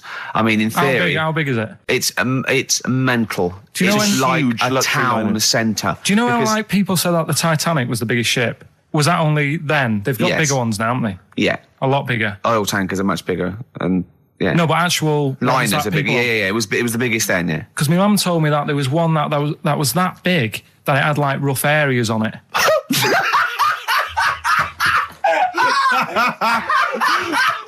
Oh God! Don't go starboard. Oh God! No, but do you know what I mean? Great. It was like we're thinking of moving. We're seeing the captain. We're thinking of moving to a nicer area. Oh yeah. I've heard they're very rough in aft. Oh God! Oh, that's they steal your tyres. A ship's so big there was rough areas. Oh, how big is this one that you're talking about? Well, I don't know. It doesn't give me the specifications here, but They're huge. They're huge. In theory, I mean, it's that thing with it's obviously marketing, but they're going to solve the overpopulation crisis, where soon we'll all just be floating around the sea. Yeah, I can see that, because I mean, think about it, right? I've been talking to Ricky about it. I was hoping to buy somewhere in London, but there is no way in this world that I can afford it, right? And you look at all the wasted space, like with the Thames. All it's doing is like collecting crisp packets and stuff and Coke cans, and people have to clean it up. Whereas if you got a load of boats on there, problem solved. Yeah. Would you live on a boat? Problem solved. What's his name did it, didn't he? What's that programme? Is it Bergerac? Noah. Oh, Bergerac? There was one where he lived on a boat. I think it's quite... That was a shoestring. Yeah, I'd give it a go anyway. Noah. I'd like to see you living in the air, maybe in a giant hot air balloon. Yeah, all right. But, no, the boat thing... Because it is going to get bad as well, isn't it? They're saying that the water's melting or whatever. The water's melting, The ice is melting. Yeah. And there's going to be more ice. water and less land. So in the future, it's probably going to be the way we're going to be living, isn't it? Have you seen that film Waterworld? Nah, I don't fancy it. Because that sort of predicts that, yeah. What, are they saying that the ice thing is going to melt? Yeah. But at the same time, I was thinking about this a couple of weeks ago. If you get, I think I read that like a big chunk of ice fell off one of the ice, what do you call them? Caps. Ice caps. Something like that. I think they said it's the size of the Empire State Building or something. Right. It snapped off and went into the water, and it's melted. And they said, oh, it's bad news, that something that size is melting. But the way I look at it, if something that size falls into the water, it's like a big ice cube, and it's going to freeze it up again. Are you with me? Not really, Carl. Go on. Right, you get a giant ice cube, the size of the Empire State Building, stick it in the water, it's going to make it's going to stick back on again, isn't it? Well, no, only if again. It freezes up again. Yeah, well, it will freeze up. The water's going to get cold again because you've just put a giant ice cube in the water. So when you put an ice cube in a drink, the drink doesn't freeze, does it? No, the because ice melts. If you put one the size of an Empire State Building in your glass of Jack Daniels, it's going to make it freezing. It's not going in a glass of Jack Daniels, it's going in the ocean. I know, but I'm using my fables. Imagine a world. Use your brain instead. Imagine the world, imagine the sea, like the Arctic or whatever, as a glass of Jack Daniels. Okay. A big ice cube falls into it. Yeah. It freezes, it melts back on again. So we're all right. I don't know why everyone's worrying. Thank God for that. I was getting panicked. Oh, fine. Do you understand what I'm saying? Yeah, no, you're right. Yeah, that will happen. Should we play some more music and then come back to what? This is better than ever. This is dynamite this week. Shining, on XFM 104.9. We're doing White Van Karl. Got another one there? Well, it's just your thoughts really on the Queen Mum's very British send-off that she was given this week. Yeah. What do you make of all those people queuing up to see her? Did you think that was incredible? Right. Well, what we said last week, there was I don't quite understand why there was so many people there who were like getting really upset. Do you know what I mean? Really upset, crying and stuff. And, you can lose someone who's like related to you and you don't cry like that. You sort of sit there and you think back to what you did with them and stuff and then that's it. But, the queue thing, wasn't it like miles long and stuff? Yeah. It was, yeah. Right, I was sat watching this with Susan. 12 hours queuing. Yeah. It never got to 12 hours. It did, but that was the estimated time. No, but how long is a queue when they're just like, walking along? Think how far you can sort of like, stagger in 12 hours. Incredible. It's been ridiculous. Yeah. But again, if they want to do that, it's their time and that, isn't it? And it was at the weekend, so they could have, it's not as if they got out of work to do it. No. You know what I mean? They used their own time, so good on them. But I thought, right, what they could have done, remember when I studied Che Guevara? Yep. Yeah. Right? And don't be offended by this, it was just an idea, because they did it with Che Guevara. Remember when they cut him up? Yes, they cut him up, yeah. What was the reason for cutting him up? Well, they cut up Che in order to try and... you told us that they were going to send bits of his body to Fidel Castro and various other people, wasn't that right? As a warning, wasn't it, though, to all the people, like, one to... Yeah, my understanding was that they cut him up in order to... so they could bury him in different places so that there'd be one shrine. There'd be not one place that you could go to in order to sort of make it into a martyr. A little bit like that. I've like... I can vaguely see where this is going. 6 queues, and it's like, number 1... You can, go and pay respect to her head or whatever. Oh, God. No, but I just was thinking the way of speeding it up. I'm not having a go. I'm not, because they haven't done it, so it doesn't matter. God. But they did it with Che Guevara. Yeah. everybody would have felt like they've got close to her. And it would have speeded it up. No, I mean, I can understand. Can I just say that genuinely, Carl is not being disrespectful here. This is his best idea to cut down the queues. So don't phone in. He's not suggesting we should have done this. He genuinely is. But I mean, he's not doing it to be nasty or wacky or you know. He thinks this is a good idea. So can I just throw a thought at Che Guevara, who was like a powerful man who did a lot for the world and what have you. Yeah. And have you heard that? I feel slightly responsible for this because have you heard of the quote, a little knowledge is a dangerous thing? Yeah. Okay. Steve, next one? No, just a very quick question. I can understand those that have queued for 12 hours to see the head. I'd be a little bit annoyed if I got there to find a toe. I'll tell you what, though. I'll tell you what they could do without chopping her up. They could put about 9 queues. Each could see each hip she had. That's true enough. Because she's had about 9 of them. Yeah. So it'd just be, if you want to see the whole body, it's a 12-hour queue. If you just want to see a couple of the hips. Here's another suggestion for you, I've just thought, right? What? Instead of everyone queuing to see her, why not put her on a trolley and wheel her past everyone else? Running. So you can have some students on Rag Week. They can combine it, like when they're always pushing a bed. You know, they could just run it along the queue. No, that'd be fantastic. That'd be disrespectful. Right, as opposed to the chopping up. So sure. Right. But just an idea. Just I apologise now if anyone's offended. Anyone offended, I'm sorry. But Yeah. Okay, finally, this is more frothy. Liz Hurley lying low, apparently, at Elton John's house to try and avoid the press now that she's had a child. That's a good place to go to avoid the press. Exactly. Yeah, Elton John's house. Everyone seems to be friends with Elton John. Yeah, Every celebrity's when friends they with... pop into Elton John's house, what is he running some sort But of... it was like when Robbie Williams was a drunkard and a drug addict, he went to Elton John's. and who's the other fellow that went there as well? Was someone to recuperate and shoulder to cry on? Is he giving out false passports? I don't know if people have seen his history. He's not the man of, I mean, I know he's cleaned himself up now, but, maybe that's it. Maybe he's got this kind of insight into how to deal with celebrity. Yeah. What do you think? I think it's just genuine mates with him. I think he's just like a friendly bloke. I think she's been doing too much lying low in the first place. That's part of the problem, isn't it? High five, Carl. That was a genuine joke from Carl there. And he's so proud of himself. Look at his little face. Too much lying low. Oh, that was my man. I agree Carl. with you. Why can't she just go around to her mum and dad's or something rather than Elton John where everyone's looking? Yeah. That's the point, isn't it? Yeah. So that was good, yeah. Very good, yeah. Right, what music we got? We got... Bit of Flaming Lips. Flaming Lips, excellent. There's the classic Race for the Prize. Should have been a big hit, never was, sadly.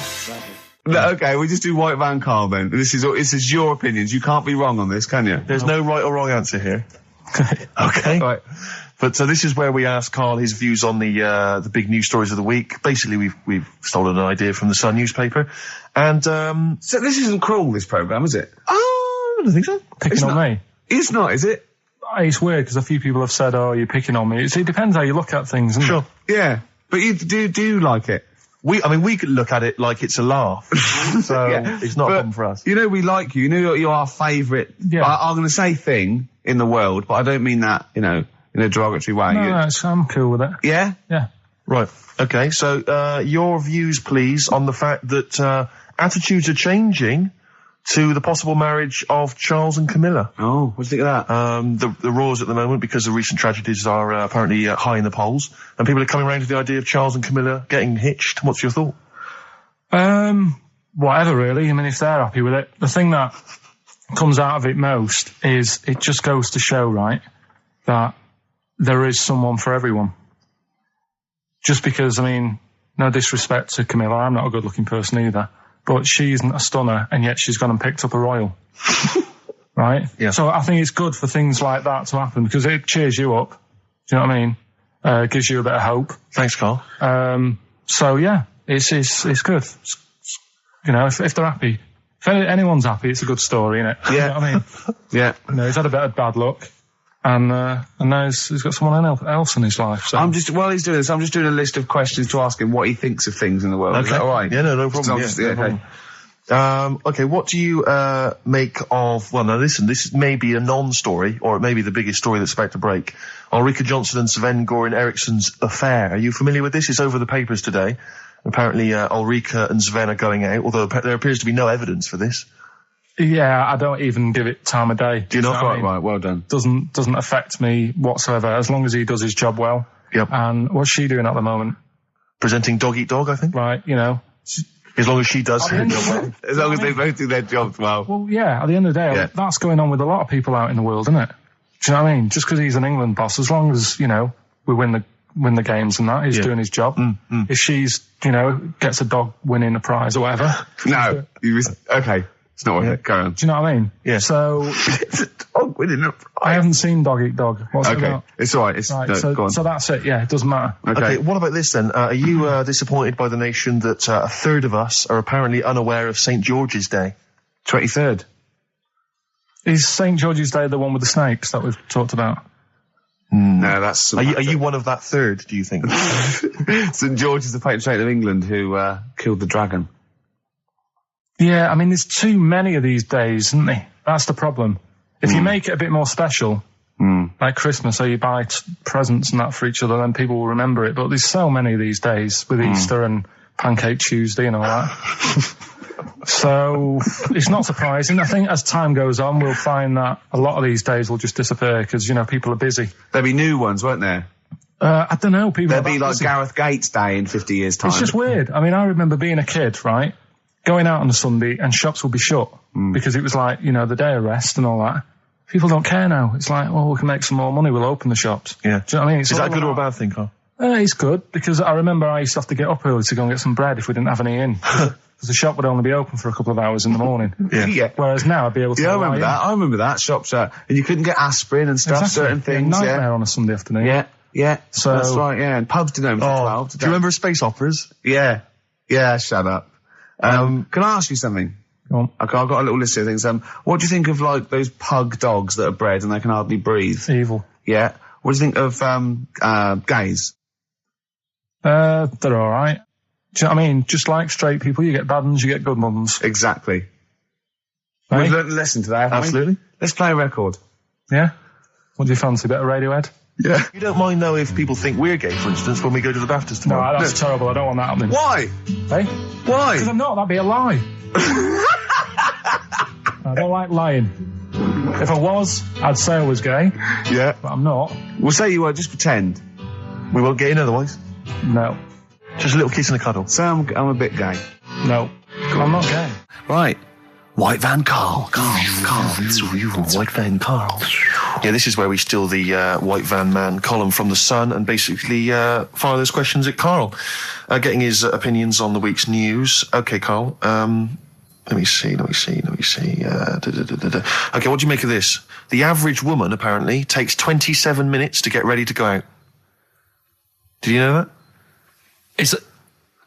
Are they saying that's a good thing or? No, they're saying that the bare minimum it takes. No, this is average, what they surely. said. No. But I remember reading. I'm sure they said that it takes them 27 minutes to get ready to go out at the very least. I mean, it's not that bad if it's for a night out. It's that. I mean, 30 minutes is all right. If it's but, going to get to 20 woodbines. But yeah, or you know, if the house is on fire and it's like quick, Yeah. get ready and get out. I don't think it's in a fire, no. I think, yeah, go on. I think 20. That's 27 how long minutes. do you think? I'd Do you take think about 27 I minutes. can take up to that. But do they include the getting up, having a bath?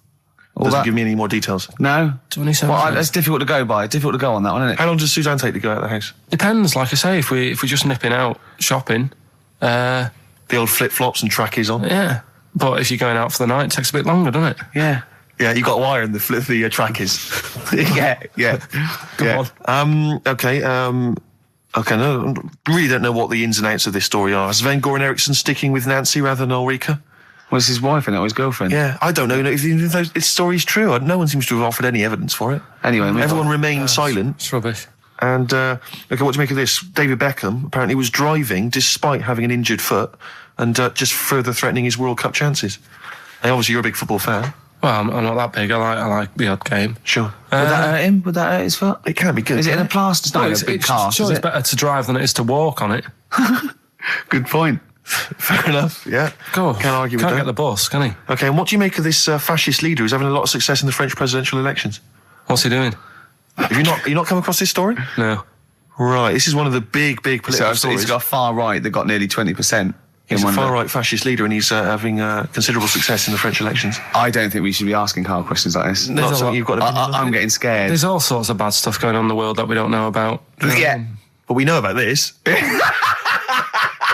Yeah, but you're better off not knowing because there's nothing I can do about it. You're absolutely right, Carl.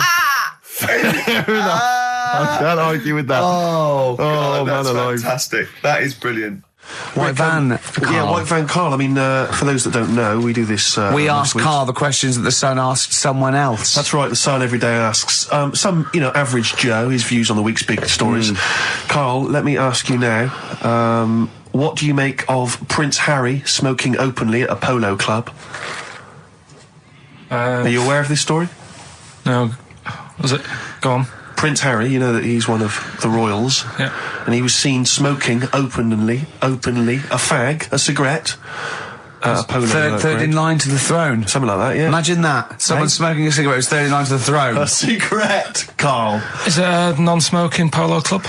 Do you know, I don't know, but if it were, would that make things even worse for you? Well, No, yeah. seriously, what do you make of it? This is, the whole, the furore is he's a role model, he's a royal. Should he be seen puffing away in a public place? I don't think it matters, does it? Not a concern for you? How old is he? Is he old enough to smoke? I think he probably is, yes. Right, yeah. Well, I think the trouble with this role model thing, with anything that's legal, it should either be illegal or not. Yeah. I just don't think you can impose things like that, because you could say that it is bad for you, and it is bad to start smoking, and it really is bad for you, it causes cancer and everything. But everyone knows that, don't they? Well, yeah, but you should either make it illegal or shut up about it. Sorry, this is Carl you're asking, isn't it? I am indeed. Sorry, So we can throw these questions your way as well if you fancy. Sorry, yeah. It doesn't matter. But Carl, what are your views generally? I mean, it's obviously cigarettes are perfectly legal and so on, but what about stronger narcotics? Because I know you're very scared of drugs and stuff, aren't you? I'm not a fan. No, what's your concern? What's your worry? Just that you might get into them. It's like you might have them and go, oh, this is all right. Exactly, Carl. Exactly. Although I was talking to you about it earlier, and you weren't very sympathetic about a lot of young people who have perhaps gone to crack or smack. Didn't you describe it as their own fault? Sometimes it is, isn't it? Yeah. I mean, I could have turned to it where I grew up, but I said, well, don't want to do that. It's not good for you. Sure. And I avoided it. You turn to ghosts. So you've got no sympathy for anyone who's a drug addict?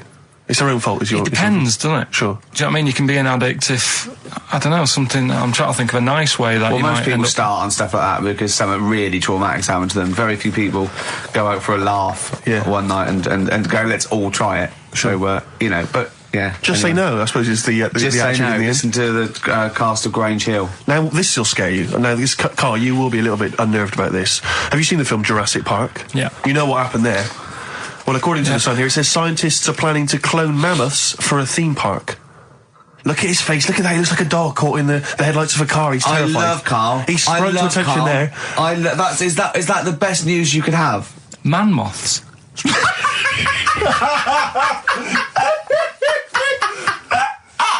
Right, Yeah, man moths. I Man love moths. the fact that that's why he was so excited that they bred a man moth. What is this? Yeah, it's a human being that hides in your wardrobe and eats an entire jacket in a day. Yeah. What do you mean, man moths? Mammoths. Mammoth, the big hairy Have you heard cow of a from the mammoth? Ice Age. I mean, elephant. You're not so excited about that, then? You can take or leave bringing back mammoths to life, but a man moth... A man moth is a different matter. Oh, if we'd have never brought that up, he'd have gone and told someone now. Yeah. They've bred an half man, half moth. This is what we That's how mean. things start. This is what we mean when you hear these ghost Are you stories. slightly deaf? Is that it? When you hear these stories, you're slightly deaf. And his head was in the basket, and he went, count how many times I blink. Is it? Carl, is English your first language? Are you actually foreign? Is that the thing? Yeah. Should we speak when we say slower? foreign, we mean not of this planet. Yeah. Should we speak slower? Would that be a help to you? No, go on. Next What do you one. make of Do that? you think that's good? Seriously, Do you the think that's idea good of to bring bringing back mammoths? prehistoric animals. These giant elephants. They're slow, aren't they? It's not as if they're going to get out and run fast and they can't capture them. They'd probably be a fence, to be honest, Carl. They'd probably be a fence. No, but you're asking it as if it could all go wrong, but it couldn't, could it? Well, Really? but the point was about Jurassic Park is they thought it wouldn't go wrong. They thought they had it all under Yeah, but control. that was and Have you learned dinosaurs. nothing from Jurassic Park, Carl? Dinosaurs would say, think about it before you do it. But with a hairy elephant, it's not going to... Not a concern for you. Would you go along to see him? Would you be interested in that? If it was in the area. He's the best. He's great, isn't he? I'd love a queue, Nothing right? impresses No, him. but what I'd like to do is Carl sitting like Yoda in a little cave, and I'd just like to see people like Tony Blair and, you know, Stephen Hawking in a queue, and they go and say, Carl, got a bit of a problem. And thinking of cloning a man and a moth. Problem? Not an issue. No, if I'm in the area, I might cruise around and have a look at it. Otherwise, just don't send it near my clothes. Oh, that's fantastic. So it's just for a second. As the words man moth came into your head, how excited were you? I mean, were you both terrified and excited? Just for the moment when you thought that they'd cloned a man and a moth?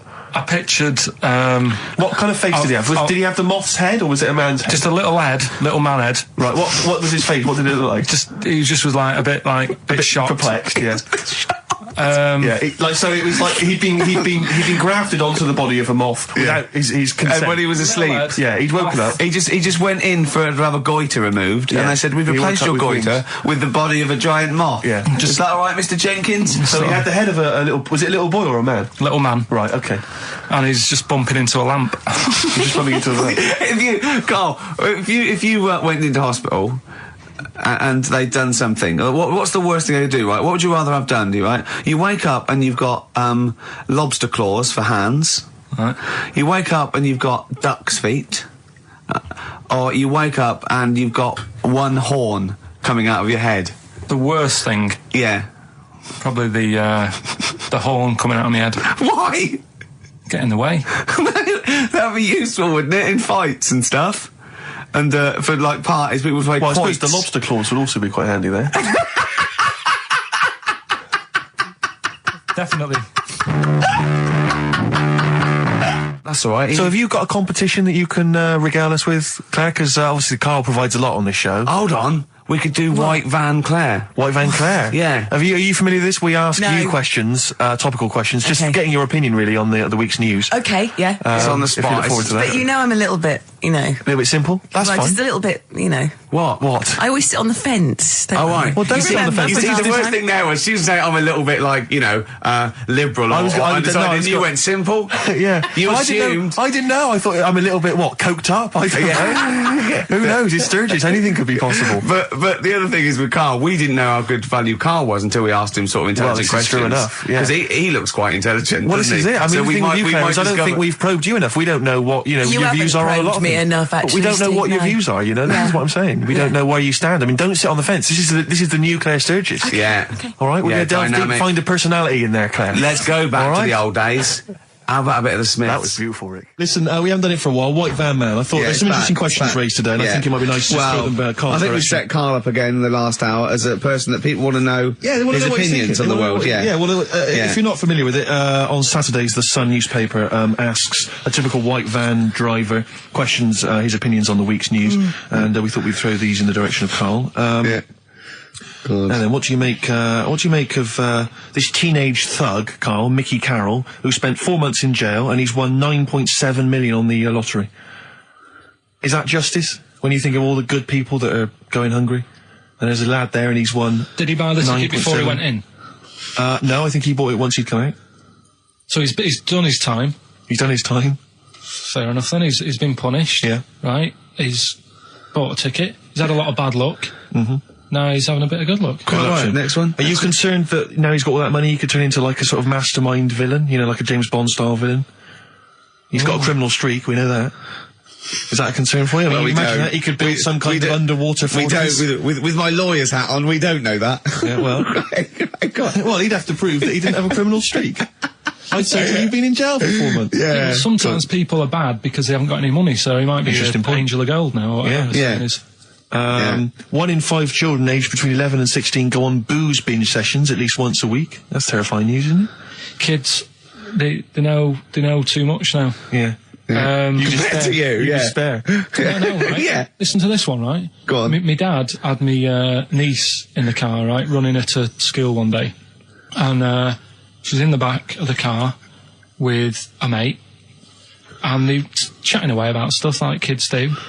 And he got onto the topic of one of the mates who he said, you've got to remember, my niece, this point, was probably about 5 or 6, something like that, right? In the back of the car, talking about My Little Pony, whatever it is they play with. Subject changed, that Lisa in our class, she's a lesbian, isn't she? Right. That's what they were talking about. Yeah. Chatting away about it. Just openly talking about lesbianism. And probably, this is the topic that they're talking about in the pub when they're having out drinking. Yeah. Yeah, but they might have thought a lesbian was a funny word or something. You don't necessarily know the ins and outs of it, do they? It's weird though, isn't it? Because when I was younger at school, you didn't you swore a little bit, but it wasn't like major swear words. And you sort of did a little bit of nicking, but nothing like they get up to now. I mean, my girlfriend, when she was about 7 or 8, she was walking to school with her mum, and she called her a C-U-N. Right? You are joking. No, she said, because she thought it was she said she thought it was a big furry animal. So she was being nice, and like, where'd you hear that? Where'd you hear that? Like, just heard it at school. So they might not know what it means. Well, I tell you, I'm gonna have to use kind of euphemisms here to tell this story, but when I was at school, I learned, the stronger version, it's not the same word, but it's very similar with one letter changed. I'm gonna use twit. Yeah. You know the word I'm thinking of? Yeah. But I'm gonna use the word twit to replace it, right? And I went round... You think that's twat? Yeah. Alright. That's what I'm thinking of. And, so can I say it? Am I allowed to say it? No, it's weird though, because hang on, some people from Cornwall use that like saying twit. So, if people listen in Cornwall... Do you know what a twit is? A pregnant goldfish. Well, I learned the stronger version of twit. Yeah. Twat. For those that aren't sure. I learned this in school when I was like 10 or whatever, and I didn't know what it meant. I thought it was just a stronger version of twit. Yeah. I thought it was just if you were really annoyed with someone because they were a real twit. Because I is worse than I. Exactly, apparently. So, Carl would be a twit. And so I started using this at home because I didn't realise what it meant. I started using this at home. Oh, you twit, you're a twit. And saying it to my dad, you're a twit, but not saying twit. Yeah. And my dad didn't know what it meant either.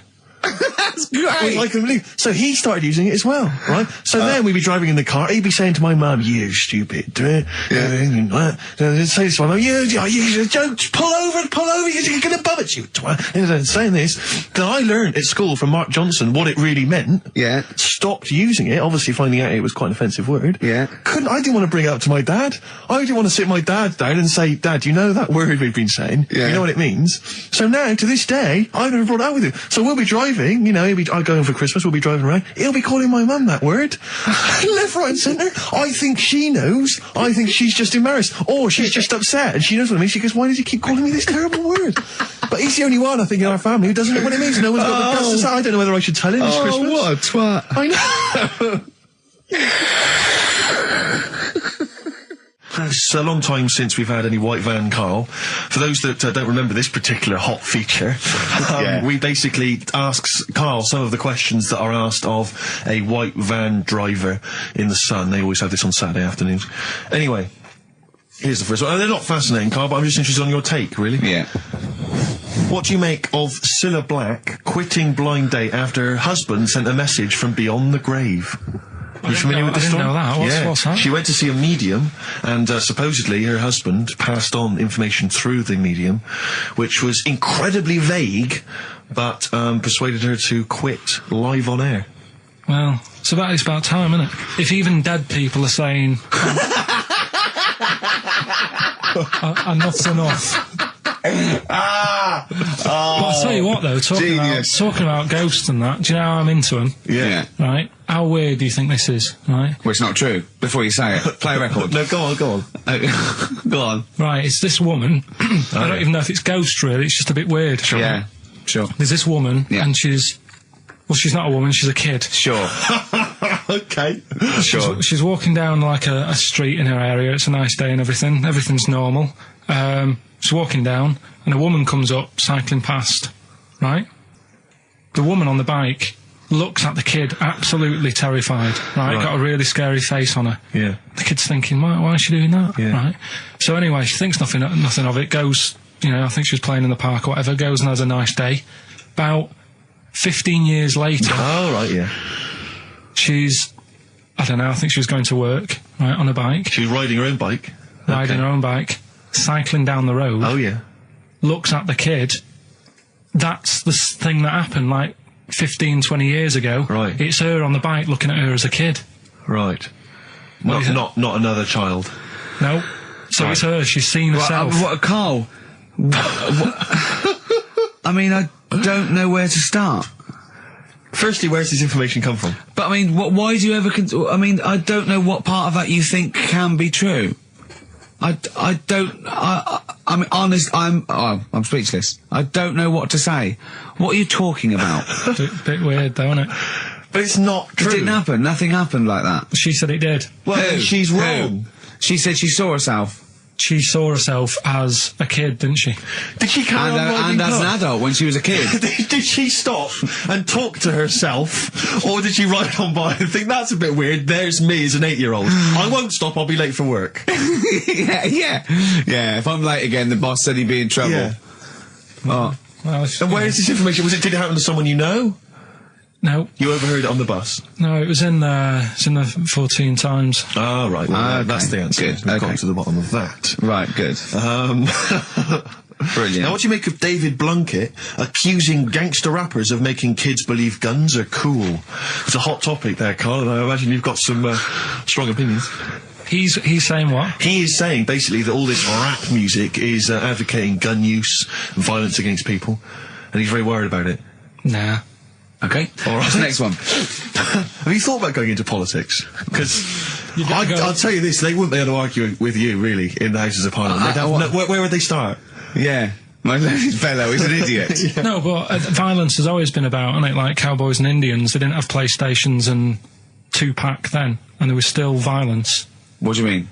In the Wild West? Yeah. Do you know what I mean? So you can't really blame it on stuff. It'll always happen. That's the world, and it's made up of different types and that. Again, he's right. Again, he's sort of right in a way, in his innocence, in his buffoonery. I didn't hear what he said. He just said there's always been violence. You know what I mean? It's sort Even, of like, dinosaurs, look at them. They cause a lot and of then he trouble. went too far and made himself sound like a fool But again. I'm just saying, it's always happened, it always will. Yeah. Don't try and change it. Yeah, just chill out is what you're saying. Do you know what we should do? We should all get on our bike, go and find ourselves when we're little and go, be careful what you do in life. We've had a lot of emails saying, could you bring back White Van Karl? Oh, yeah. Which is that section of the show where we ask the questions that the Sun asks Someone various else. random punters of Karl. But sadly, recently, they've got very politicised and very kind of, basically a little bit depressing. So there's not really anything appropriate. But I have trawled the papers looking for other questions posed in other sections of the Sun. Good idea. I was just looking here at the Dear Deirdre section, which is the sort of problem page. I don't know what your views are on this. I'd love to see Karl. Oh, God, can we get him a job? As an Just agony. ask. Oh, my God, that would be amazing. Right? Well, here's one. I'd like to see your view on this, Karl. I'm a happily married 42-year-old woman with 4 kids, yet I've developed a huge crush on pop star Darius Dinesh. Yeah. It sent my hormone levels through the roof, and last night I woke my husband up at 4 a.m. for sex. We've been married for 20 years and he can't believe his luck. Recently I've been having... I want to go to I'll stop you there. Why are you telling me? Right, carry on. Sorry. Recently, I've been having erotic thoughts about Darius morning, noon and night. Yeah. I haven't felt like this since I was a teenager and mad about Donny Osmond. My husband is amazed at the change in me. We had sex twice last night and again this morning. Again, why are you telling me this? Yeah, go on. He's just boasting. This is not a problem. It's not a problem. What's here. the problem? No problem, just wanted to tell someone. Thanks very much. I watched Darius on TV last night, and when my husband came home, I dragged him into the kitchen and we made mad, passionate love. Right, they did it then, twice last night, once this morning. That's 4 times. 5 times she's mentioned it so far. Yeah. She's doing all right. My husband, this is a great bit. My husband thinks it might be his new moustache. Or that I'm going through the menopause, but I You know were thinking different. of growing a moustache? I was Just thinking think of it would growing a change your luck moustache. with the ladies? I love the idea. That's what he thinks it is. He's telling his mates in the pub. You should go grow mad with to me. these. Grow The with old these, Tom right? Selleck. 5 times in the last 24 hours. Hooray for sexy Darius. So, what do you make of that then? What are your views on that? Hold on, though. If that bloke is reading that paper, that narrows it down It's a gotta bit. be, yeah. Who else did he know? His wife likes Darius. He's had sex 5 times that night, and he grew a new moustache. He's thinking, I wonder if that's me. Maureen. Yeah, go on. But what's your concern? Because I'll tell you what her problem is. She's worried that, the reason that she's now kind of overly excited and she's having this great sex with her husband is because she's actually fantasizing about someone completely different, younger. She's having these wayward thoughts, isn't she? She's a bit concerned about that. What's your concern? What are your thoughts? I reckon she's going to start shoplifting soon, coming out in hot flushes. Go on. Just, they're both happy, aren't they? He's getting what he wants. she's happy, I'd say, yeah, whatever, get on with it. Do you think that she should confess? She wants to be honest with him. I wouldn't, because not that many fellas like Darius. Right. So if you're sort of thinking, oh, she'd rather have him than me, I don't What do you think Darius would think of this? He'd probably be happy with that. I mean, what would you do if you got loads of phone calls, right, from women going, Karl, whenever you're on the radio, I just have to do it. I just have to do it. Your voice makes me... I'd say, right, well, you know, it's all right. I'd be happy with that. Would you? Yeah. I mean, just in case anyone is doing that. What would you do to sort of like egg them on a little bit to help them out? What do you think? What sexy things would you say? What do you think is your quality? What do you think people would find, you know, pretty horny about you? Is it your sort of mank wine, do you think? Like, just say this. London shit, innit?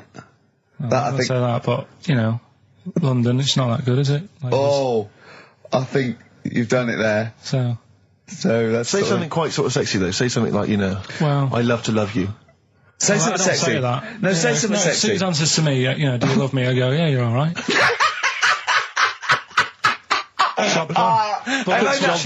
I know that's true. Yeah. I know that's true. That's brilliant. But because one of the things that Deirdre says is that she's wondering if this marriage is going a little bit stale and needs to be freshened up. They need to give a new spice, a new spin to the marriage. What would you do? What advice would you give to spice up, you know, something that they've been married for quite some time? Get him. I think get Darius, all Darius things. Get David Snedden's new video on the telly. What do you reckon though, Karl? Just treat them. Do you know what I mean? Just surprise them now and again with stuff. That's what I do. It's what you've got those condoms, didn't you? That you got two for. So hang on, what? You've never done that? What? You've surprised Suzanne with what? You know, I've like, you stood behind a door and shouted at her when she comes in. Don't drop the jelly! Yeah, you know, just the usual stuff. There was some free chocolate delivered to work the other day. I took her a bit of that home. Nice of you, that's really thoughtful. She didn't like dark chocolate, but I said, well, it's a thought. So, I had it. But, you know, you often benefit from any gift that you give her. The chocolate, the meal, the condoms. There's always something in it for you. Yeah, there is. I love the idea. She's got bored with a Christmas present now, though. What, the condoms? Yeah. Or the food that she ate. Oh, the condoms. Right. Yeah, she's got tired of filling them with water, throwing them at the passing kids, or putting them on her head and inflating them. I love the idea of asking problems. What do you think of erectile problems? You know that Pele advert? He goes, "Be careful, we haven't got erectile problems. Call this number." What would you do if you're impotent? What would you do? What's the advertising? Just saying, like, you know, if you can't, you know. I haven't seen that. Yeah. Why have they got him doing it? Wow. Well, he used to be able to keep it up for hours, the ball, and yeah. What would you do if you... To advertise that? No, if you suddenly couldn't get, you know, what would you do? I don't think it bothered me now. I know you're 30! You're talking like you're an 80-year-old. Yeah, but do you know what I mean? You sort of been there, done that now. It's like the boxing and the dancing that I did. It was good as a kid, and now it's like, take it or leave it. You need to write to Deirdre. Coldplay, Speed of Sound.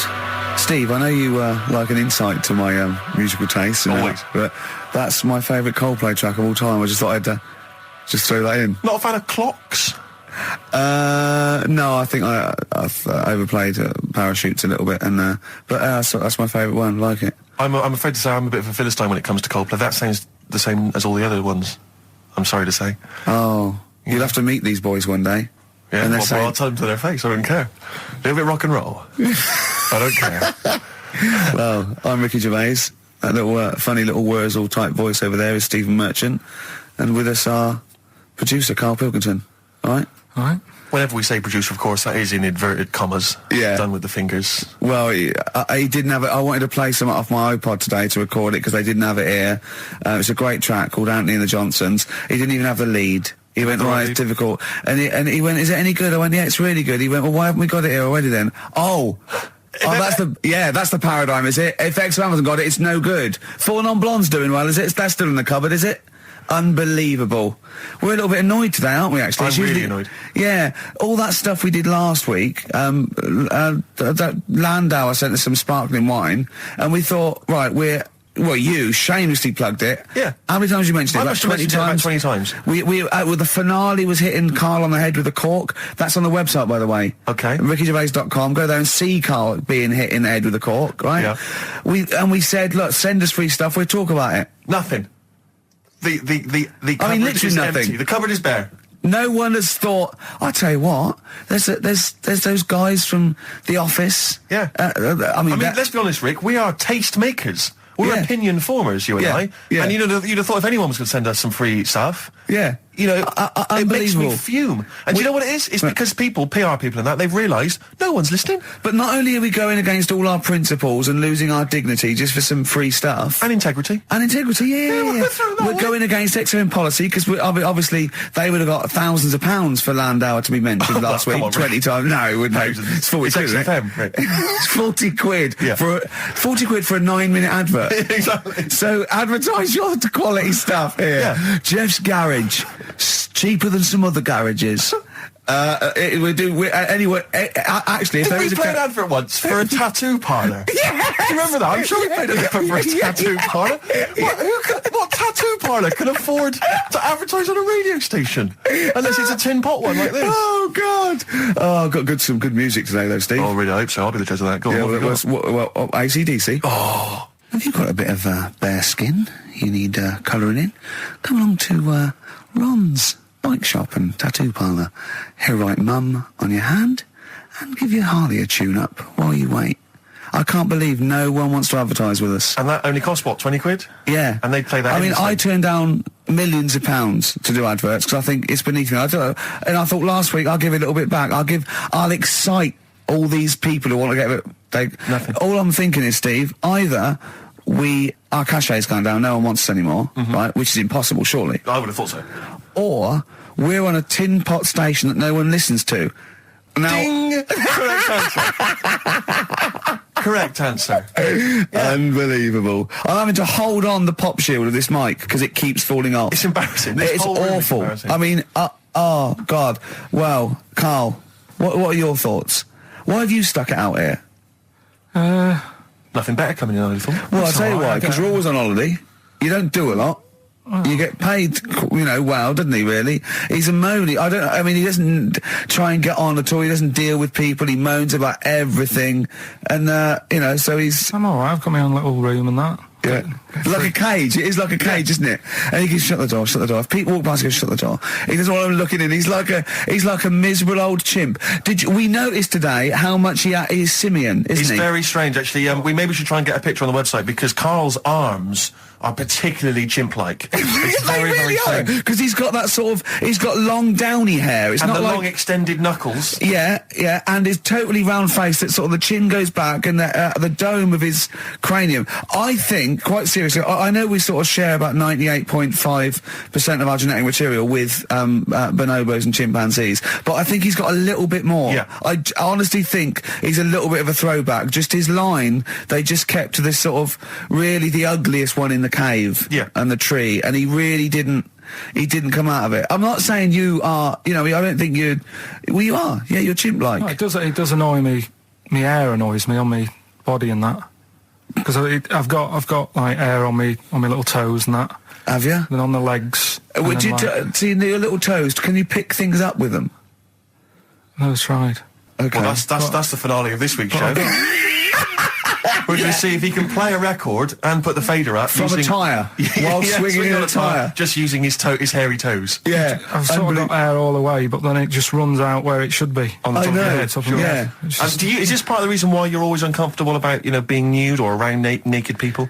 Is that part of the reason, do you think, because you look so grotesque? Well, when I'm on holiday, I don't really like wandering about without a top on unless, like, it's a quiet beach or whatever. Sure. So There's what would you there's normally wear? need. Shirt I just and have tie? like a nice sort of light, summery, sort of linen shirt, maybe, just Yeah. a few top buttons open. Yeah. But I don't like the naked body. Isn't that nice anyway? Is it? You know what I mean? Whatever it is, if you're a cat and you're shaved, you don't look that nice. Do you know what I mean? But with I hair think on you'll it- find a cat is naked even with its fur on. Cats don't wear clothes. No, but what I mean is a bald cat isn't that good. You know it does me head in that I'm bald. I'm not. I wish if I could have hair, it would be nice. But that's life. Would you isn't it? prefer animals to wear clothes like Mickey Mouse does? or goofy. You know that I don't like nudist and all that. We've done it. But don't you think sometimes you could sort of like maybe fancify it a little bit? Like if there was such a thing as an ape salon, and there isn't, Carl. There isn't, right? Would you give a orangutan a trim, maybe sort of his hair? Because some of those look like they're going bald, but they've got a comb over, they don't should they? just have a shave. When it's like that. That's what I did. Just take it back. And the underarms as well. Yeah, they've really got a lot of underarm hair. Even the women ones. Really? Yeah. That's disgusting. I know. I don't know. I don't even know why they breed. I don't know how they get they laid, some of those horrible old hairy ginger orangutans. Yeah, they are particularly grim, some of those. I know, yeah. The big ones. I know. Ginger ones. Yeah. You can't be happy, can they? What is that? Where did that happen, the ginger thing? Why do people give them, like, hard time and that? Well, you just gave them a hard time then, so why did you do it? You were just buying in, were you, to people do sort of give... I don't understand why, but ginger people get quite a bit of stick, and I've never understood it. No, well, it's just, I don't know why. I don't know. Though, don't they? I don't know, it might be historical, it might have been because... I'm sure they don't everywhere in the world. I'm sure it's probably... No, they are. They're always... I've said to you about even, like, ginger cats, they're always fat, because they're sort of sick of it, probably. Wait. What do you mean? Ginger cats, what do you mean? When you see a ginger cat... They've been eating, like, because they're upset, fed up they've been bullied. You never see, like, a thin, happy ginger cat running about. It's always overweight and looking a bit fed up. It's just a good point, isn't it? I wouldn't say it's a good point, Carl. It's a point. So last week, the Chinese don't age well. Now, anything ginger, including cats, are sick of it. No, but I'm just saying... Are you ginger? Would you like to take issue with any of Carl's points? 83 XFM is the text. You can text us. Maybe you've seen a thin ginger cat. I'm not having a go, though. That's what I'm saying. I'm just saying it's weird how people give them a hard time. And it's if I could have hair, I'd go for ginger hair rather than being bald. Really?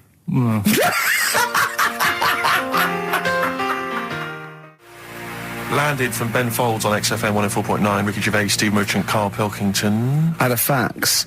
Never mind champagne and freebies like that. Forget that. We're not doing that anymore. It didn't work, okay? But we are still in demand. Got a fax here, right? So a guy says, I produce a programme for the BAS scientists, right?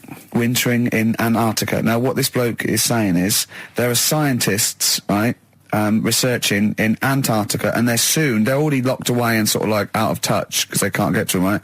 But they're soon going to be living in 24-hour darkness, because through the midsummer here, it's darkness for 24 hours for like 3 months, and they're totally cut off, and he's trying to get some stuff together, and he wants us to record a message, and it said every year they choose a celebrity to do something, a message of their choice. They had Rolf Harris, David Attenborough, Jonathan Ross. This year, Ricky is the popular choice. So I'm up there with Rolf Harris, David Attenborough and Jonathan Ross in terms of the vote amongst some scientists stuck in a hut in Antarctica for 3 months. I think they just got cabin fever. So that's another poll. So that's another poll I've won. British Antarctic scientists in a hut poll. If I was trapped in a little room with several other men for 3 months of pitch darkness, sexist. Or indeed women. Yeah. I can't imagine why I'd ever want a message from Rolf Harris. Why would Rolf? I mean, David Attenborough, fascinating. Well, I assume it is it's the animal. I assume they're researching penguins or something, aren't they? If they're stuck there, or maybe seismic activity, or maybe polar shift. I don't know. Possibly if he were researching kangaroos. Yeah. He knows about all animals, doesn't he? You can take him a budgie with a broken wing and he'll sort it out. Or he knows a man who does. Sure. He can, he'll sort that out for you. And he'll do a picture of it. Yeah. While you wait. Yeah, so, but anyway, I thought they want a 5-minute message. We can do better than that. Let's dedicate the whole show to them, Steve. Okay, what?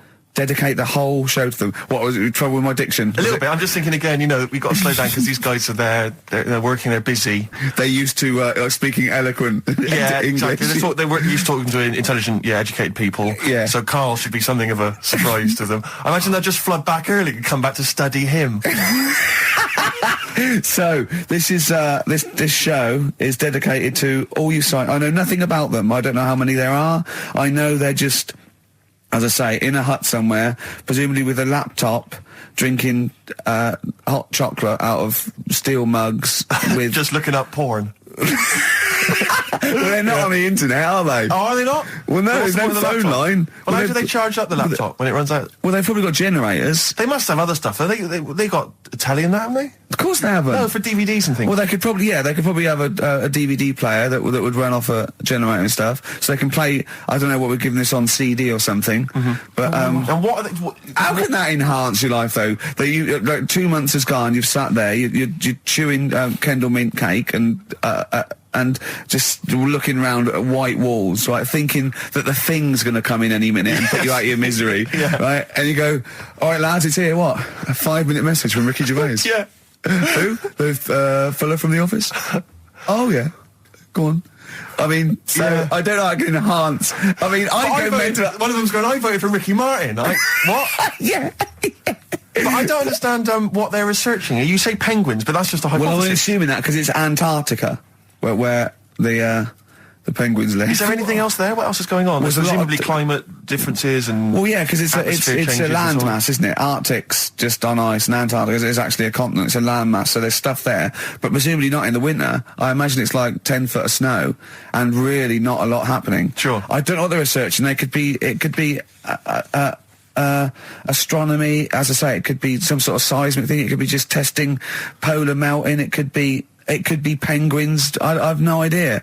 I haven't got the information. I don't think they want us to go into what they're doing. I suppose they already know, yeah. They probably want to know what's happening in the world well, we've got the man here. That's an interminable 5 minutes for them. We've already wasted that 5 minutes. They're going to put it on excited to hear from you, and they've just got 5 minutes of us discussing what they might be doing. What I'm worried about is this bit. Well, for these 10 people there, we've just annoyed the 200 listeners we've got. Because they're thinking, what's in this for me? Well, we'll have fun along the way, and what I think we're doing, they've been stuck there, as I say, they're out of touch, they don't know what's happening, so Karl Pilkington is the man. We're going to have a break, we'll have a song, maybe some ad breaks, and then Karl is going to let these scientists who are stuck away in the darkness know what's been happening for the last couple of weeks. Is that all right, Karl? Well, I don't really follow the news, so they probably know more. I was going to ask them what's been going on. XFM. Embrace a glorious day. Well, it is a glorious day, Steve. Brilliant. Every day's a glorious day, isn't it? Well, it is when I'm with you. Yeah, love the world. Yeah. So these scientists, they're stuck away in the darkness. Let's tell them what they've been missing. What's the highlights, Karl, of the last Ricky Gervais and Steve Merchant and Karl Pilkington, by the way, XFM 104.9, etc. What have they missed for the last... just do the last few weeks. What have they missed? Remember, they haven't got newspapers, they haven't got telly. What's the... Look at him, he's looking at me like I just said that in Arabic. What don't you understand? Think what's happened. Think what they haven't got that you know about. What have you seen and heard in the last couple of weeks that they couldn't have? Well, like on the news and that, what's gone on in the world and that? Yeah.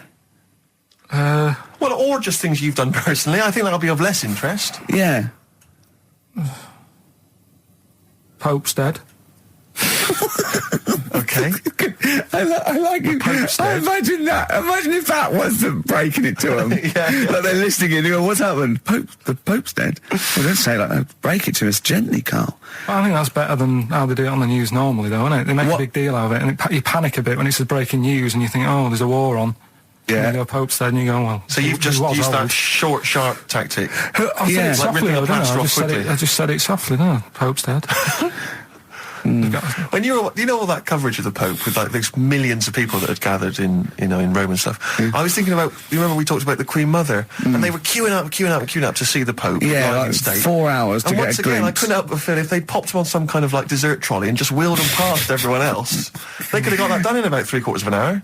Yeah. Once again, people not thinking. They're not expanding their minds. Tell you what, What, like students and Rag Week with a bed down Oxford Street? One of those novelty beds. They're all dressed in kind of cardinals gear. Yeah.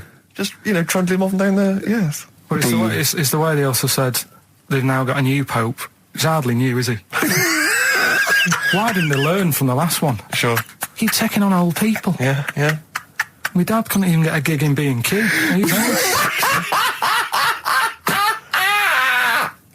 Oh, God! So who have we offended? I mean, the thing is, it's clever because soon our offensiveness isn't going to be sort of like we're feeling guilty about offending somebody. It's going to be like we're going to be living with Salman Rushdie. Yeah. Do you know what I mean? The things. I mean, that's pretty. You know, don't have a go at the Pope. I'm not having a go at him. It's good that he can carry on working and what have you, but I thought everyone had to retire at like 60 or whatever. Like, bloody hell. But, you know, whatever, if you can get away with it. Yeah, why couldn't your dad get a gig in B&Q? I mean, he goes there a lot, doesn't he? He goes there a lot. That's why. If you're just joining us for this one-off show because you're trapped in a bunker somewhere in the Antarctic, you should know this of Karl's dad. He's a thief. He steals things, and we've openly discussed this before. He steals this from other elderly ladies and elderly people. Perhaps. Oh, he's not like Raffles though. He doesn't go into their house. He's not a gentleman thief. No. What's it? Don't people put? Let's put this in context. You know, he's not a villain, but sometimes when people leave groceries lying around in a public telephone box. Oh, what it was, where they live now, they've retired, right? They've moved. I won't say where they are, but somewhere quiet, right? And it's so quiet. It's not a witness relocation protection scheme. But because there's only about 8 people live in this village, it's not worth like the like corner shops. There's only 8 people living in the village. It's quiet. The village of the damned. So anyway, rather than keep the shop open, you're meant to call up and go, all right, Harry, I need some milk today. Right. And they stick it in a phone box outside in the shop, and my dad found that out. So when he's been out, just stop off at the phone box, have a look at what's left lying around. Yeah. But of the 8, I mean, there's 8 people in the village. My attention would be instantly drawn to the dodgy Mank fella. Mm. I mean, do you know what I mean? It seems in Manchester you can probably get away with this. There's a lot of scum up there, but down in this little village, you know, you got a little Miss Marple type and a little, you know, country policeman. He's stopped doing it now. Has he? Stopped doing it. Yeah. Cleaned up his act. Yeah. Good. All right. So the Pope's dead. Any other big news? There was that thing I told you about last week. The foot-long spider eats chicken. What does this mean to them? They're going to think that the world's been taken over by them. It's not like this never telling. We're not going back. There's a foot-long spider on the loose. Are these people bright, though? Well, let's have a look. Antarctic scientists. Yeah, they've probably got an O-level or two. You're looking at penguins all day. Yeah. So how bright have you got to be? What do you mean? Well, what are they doing? Well, I don't know, do I? But they've been chosen. There's probably cost millions of pounds to set them up there. Oh, Karl. I'd say this is like, for scientists, this is like Big Brother. Do you know what I mean? This is like a big dinner. Scientists there watching this, finding out what's going to go on. There's little challenges that they give them, little tasks. It's like Celebrity Love Island without the sun and slappers. Mm. Go on. I think what else has gone on? Well, while you're thinking, Karl, I should just tell you now, you threw that question out earlier, why are ginger people historically mocked? We've had a couple of responses on the text, 83XFM. Again, as ever with XFM listeners, don't believe what they say, don't trust what they say. But one of them... have we got any respect for anyone in the world? I'll get back to you. Pete in Tooting, now, again, I think this is nonsense. He claims that the reason ginger people are disliked is because Judas was ginger. From the Bible. I don't know where he's come up with this idea. No, I've heard that. But I mean, are there a great many people from, you know, the Middle East who are ginger? Well, that's probably why he stood out. Sure. And he was probably fed up, and he thought, I'll get him back. Yeah. Maybe... Unless he had his hair dyed ginger when he was on the witness protection scheme. Which presumably he had to go into after all came out in the book. What did he do? What did he do? He stitched him up, didn't he, to the Romans, didn't he, Judas? Did he do it for 40 pieces of silver or something? I'm not big on the Bible, but apparently... Incidentally, if you'd like us to stitch up any kind of messiahs for 40 pieces of silver, just get in touch, 83XFM. We're willing to do that for you as well. So that's one explanation. There's another one here, which is, again, I don't believe this for a moment. It says here, ginger people get a lot of stick because in Elizabethan times, people with ginger hair were told that their mother had slept with the devil. And that was why their hair was ginger. So there's 2 options. Maybe if you've got some more, you can any more spurious thoughts, then get in touch. 83XFM. But yeah, I don't know. So, there might be truth for both of those. I mean, the point is that if either of those are true, they were already being picked on. If you know what I mean. Right. That's the point. It's sort of like maybe that's not the total root of it. Well, the Judas thing might be the root of it. The first big ginger to do something a little bit. So if he was bald, then old bald people would be like, yeah, get a hard time on that. Yeah. Well, we do mock you behind your back anyway, Carl. That's going on, don't worry. So play a record and think of something that's happened to tell these poor scientists what's going on in the world. All you've come up with so far is the Pope's dead and there's a big spider. What is that? That eats chicken. The Pogues, Rainy Night in Soho. I hope there isn't a rainy night in Soho tonight, Rick. I'm sure you're one of those who agrees with me. Listen, we just had an email here from a guy called James Lee. He says, hi, just writing a bit of info on the scientists in Antarctica. I'm a scientist who's just come back from one of the Antarctic bases called Halley, or Haley. There are 15 people staying there over the Antarctic winter. The scientists are looking mainly at the atmosphere, things like the ozone hole and meteorology. Right. I think there are 6 scientists staying over the winter, as well as a doctor, electrician, mechanic, and a carpenter, and so on. And so he's saying they do listen. They have the internet, so they maybe could listen to the show on the internet. And if you get the chance, say hi to Francis, and the rest of the winter is for me. Sure, no problem. Yeah, thanks, James. But yeah, there they are. That's what they're doing. That's what they're up to. But why are they asking you for a message though? When I mean, have these people got families and that, or are they convicts, or? No. What do you mean? Of course they probably do get messages from their family. Well, why are you doing one for one? Is that, I mean, do you know, like you see it in, like, Porridge and stuff like that, where if someone's in prison and no one visits them, and they sort of look a bit fed up and that, is this message that you're doing for like, people who don't get a letter in the post from... Brilliant. So they put this on the shelf until someone doesn't get one. All right, Hargreaves? Yes, sir, I didn't get a message today, sir. You have got a message, Hargreaves. I've what, sir? Hargreaves, you have got a message. Really, sir? From Ricky Gervais. Really, sir? And then they give it... Don't talk, please. There are scientists listening. Try to keep the talking shit down to a minimum today. Well, what's annoying me is, right, they're saying this stuck over there for months, but it seems to me like they're wasting a lot of time. Right? Why? Well, you're saying they probably watch DVDs. They're saying they've got internet access. Yeah. Yeah? Well, I'm wrong. Listening to messages, get the job done and go home. Well, then we don't have to tell them anything then, because they listen to the internet. If they've got the internet, then, it's a waste of time. Good point. Play a record. Well, hang on, before that, here's a good point. You've had a long time to research what's been going on in the world. We just had an email here from Nicholas who says, why haven't you told them about the recent Pig Olympics that just went on in China? You've missed that one, Carl, once again. Who won? XFM. First of the gang to die, Morrissey, XFM 104.9. I'm Ricky Gervais, with me Steve Merchant and Karl Pilkington. Well, Karl, you failed miserably. The scientists stuck away. Right, one more chance. What's happened in the last couple of weeks? Just one more chance to... What have you seen in the last couple of weeks? Well, like I say, I don't really watch the news and that, so I can't tell them about that. But in a way, I think they're better off not knowing. I think that's the only good thing about being out there, isn't it? Not knowing about the bad stuff going on. Yeah. So... I can't help them there. They don't need to look at the weather, do they?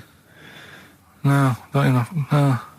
But, tell you about the Pope and that. Yeah, pretty extensive. What about the EU Constitution and the no votes? What do you make of that? What are your views? What's the problem there? Oh, this isn't broadcasting, though, is it? This is nothing. Come up with something. Well, the fat baby that they found that was on the telly. Right. Well, what was that? It's just a little fat baby. That, I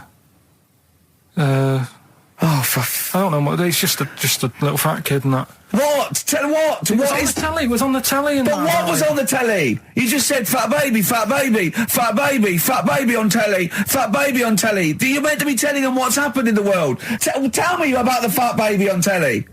It's just they've found some, there's this illness called Momo. Right, and they've just got this woman had a kid. It's really sad. It was on Channel 4 and that, right? And kid's born. You sure it wasn't Jimmy Carr? Kid's born and that, right? Momo? It's called Momo. Isn't that a Black Music Award? No, right, little fat baby and that. And there's only 3 of them in the world. These little fat babies. Right. And so one of them... They're in danger. How fat? Are you not telling... What do you mean? How fat are they? 6 stone it was only 2. And there's 3 of them in the world, and there was this one, and there was one in Brazil. Are they, like, endangered? Is that the problem? Because there's only 3 of them in the world. I'll be worried. It's like a conservation campaign. They're hunted for their flesh. No, it's sad. If you, I know, it's easy to joke, but if you've seen it, you'd go, it's a bit sad than that. Well, I haven't seen it, and I know nothing about it. Well, I've told you, there's 3 of them in the world. Okay, what else was on telly? Something I watched the other night, that was just good. Again, you know, I learn stuff from the telly. I don't watch the news. Well, you don't learn stuff from the telly. I'll tell you what, though. You told us there's a fat baby in the world. Forget about them. There's a spider eats chickens, and there was a fat kid. Forget them in Iceland, right? Yeah. We'll give them Rockbusters later to do, right? Iceland! But what's her name? I'll tell you what is interesting, Steve. I didn't know that much about it. Autism. Okay. Oh, good. With some more entertaining stuff on XFM 104.9. Just to cheer up people. Go on, and what? Go on. No, right. Have you heard about it, Steve? What autism? It scares me to death when he comes up, when he touches on a serious subject. We've been talking about wheeling a dead pope round, the Chinese don't age well, and ginger people are hated. And now we're going to touch on a really, my heart's in my throat. Go on, Carl, then tell me your insights to autism. Right, well, there was this, again, Channel 4 coming up with some good stuff at the moment, right? It might have been Channel 5. But what's the name? It's the attention span that I like! These people who, they've got like this autism thing going on. Yeah. And they sort of take in a lot of information, they get sort of they get so into it that they know everything about that subject and what have you, right? And there was this lad who, he knew everything, right, about EastEnders. Right. He sort of, the cameraman was saying to him, so, you know, why EastEnders and that? And he said, I don't know, I just like it. And he said, I remember when I first watched it, it was a Thursday, it was 5 to 8, Pauline Fowler walked in, she had a pink jumper on, she said, all right, love. And he remembers everything from that moment on. Yeah. Right, and everything, which is great, but then the way the programme was making out, it was almost like they were saying it's a disability. Right. When in a way, it's more like a superpower. Sure. Like Rain Man. But if you can take it's Rain Man. No, he has special autistic powers. Oh God! We must send for Rain Man. I don't know what to do. So he would be a great contestant on Mastermind, sort of autistic mastermind. He'd be what I'm saying is, don't be watching EastEnders though. Sort of, why didn't they give him an encyclopedia and say, get into that? Sure. That'll be useful. Yeah. Keep him away from EastEnders. Wasting his time there.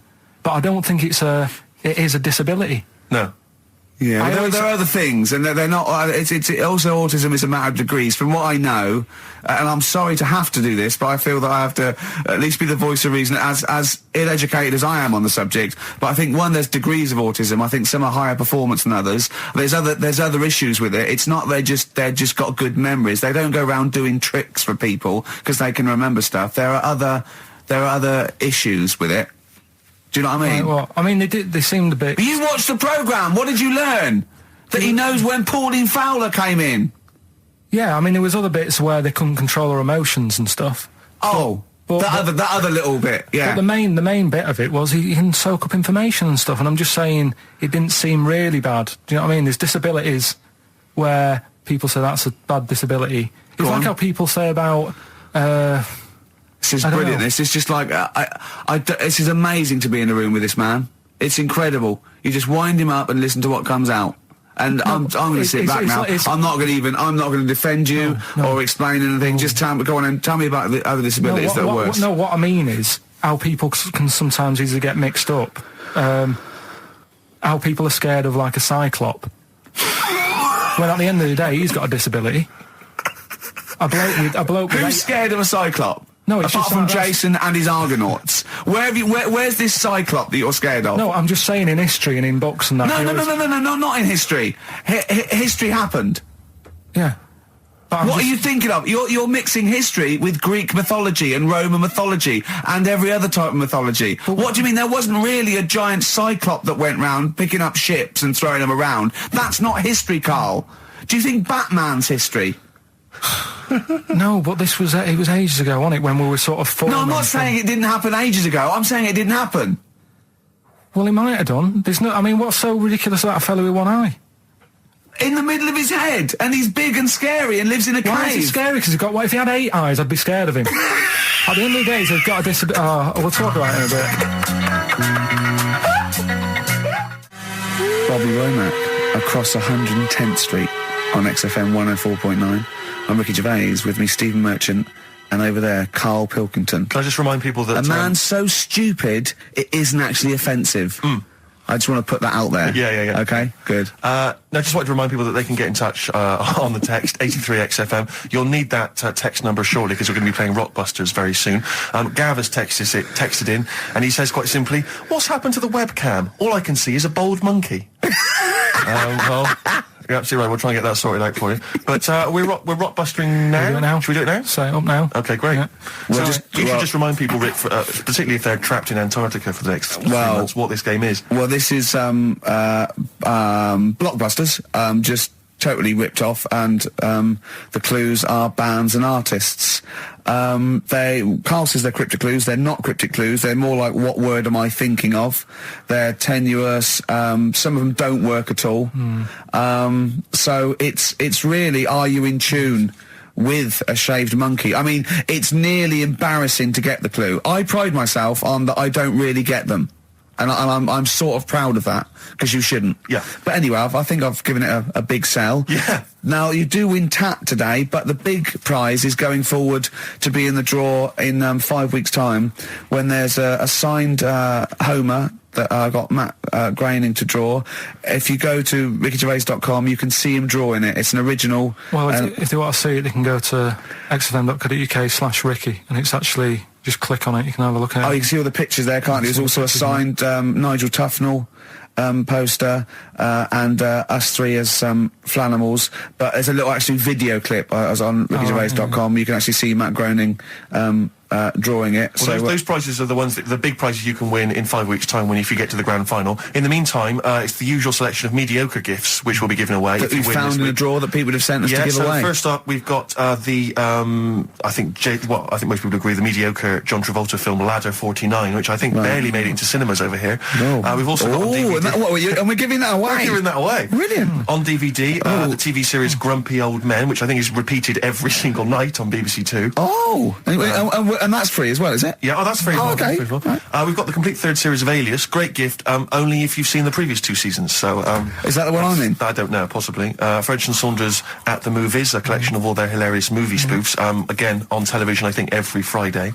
And the TV series Operation Good Guys. Fine series, but you could see that on UK Gold most nights. So once again, an excellent selection. But if you win all those and take them straight down to Record and Tape Exchange, you will be able to get 2 albums that you actually like. That's exactly right. So...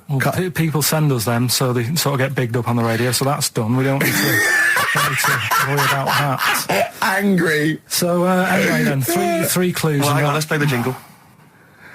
No, I haven't got one. You not got a jingle for Rockbusters? No. Well, do one quickly now. Okay. Rockbusters. Brilliant. All right, so we got 3 of them. Cryptic clue and the initials. The band, it could be a band or an artist. We've done all that, haven't we? Yeah. All right, first one. The fella let his wife know how he got the bruise on his leg. Right? Give us that again. The fella let his wife know how he got the bruise on the leg. He got a little bruise. Yeah, it's all. Imagine that in the Times crossword. You read it again, it's slightly different. Every time I look back at this crossword, it's slightly different. All the words change. It can't be cryptic. The initials there, CL. Right, CL. Fella got a bruise on his leg. He let his wife know how he got it. What's going on? Right, second one. All the muttering. And what's the next cryptic clue? Second one. That Potter lad had a lot of bottle doing all that stuff with the wizards and that. Right? He had a lot of bottle playing with the wizards and that. What's all that about? Right? I love it. He always says, "What's all that about?" TB there, band or artist. The initials TB. That Potter lad. He's got a lot of bottle doing all that stuff with the wizards. Right? And the third one. The Buddhists won't be able to get in their temple without these. What do they need, right? The Buddhists won't be able to get in their temple without these. The initials TM.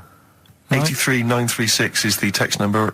We don't want to receive emails from this because we can't be bothered, so just a quick text. Make sure you include all 3 answers. We're not interested unless you've only got, you need to get all 3. Yeah. But the winner may only get 2, but it's the first one with the most right answers. And if that you're- wins all those DVDs. Alias is a box set, to be fair. That's pretty good prize, that Oh, one. you could probably get two CDs when you take that down to Record Tape Exchange. Just for And that you alone. don't need to see the first 2 seasons because you won't know what's happening anyway. Oh, okay, fine. I'm excited to think that there's some people now in Antarctica just scrabbling around to get a pen, just trying to figure them out. You know, they'll probably stew on that for the next, I don't know, 2 months. XFM. Forward Inc. Gorillas on XFM 104.9. I'm Ricky Gervais with the Steve Merchant and Karl Pilkington. Karl, okay, we've got to sort this out. We didn't meet again this week, and this is a shoddy show. I thought we had a sort of framework for it, but do you know what I mean? No, I thought it'd be, Karl could sort of tell him what was going on. He doesn't know anything except watching telly, late night telly on strange channels. Like he gets all his information about the news on Anna Nova, and I mean.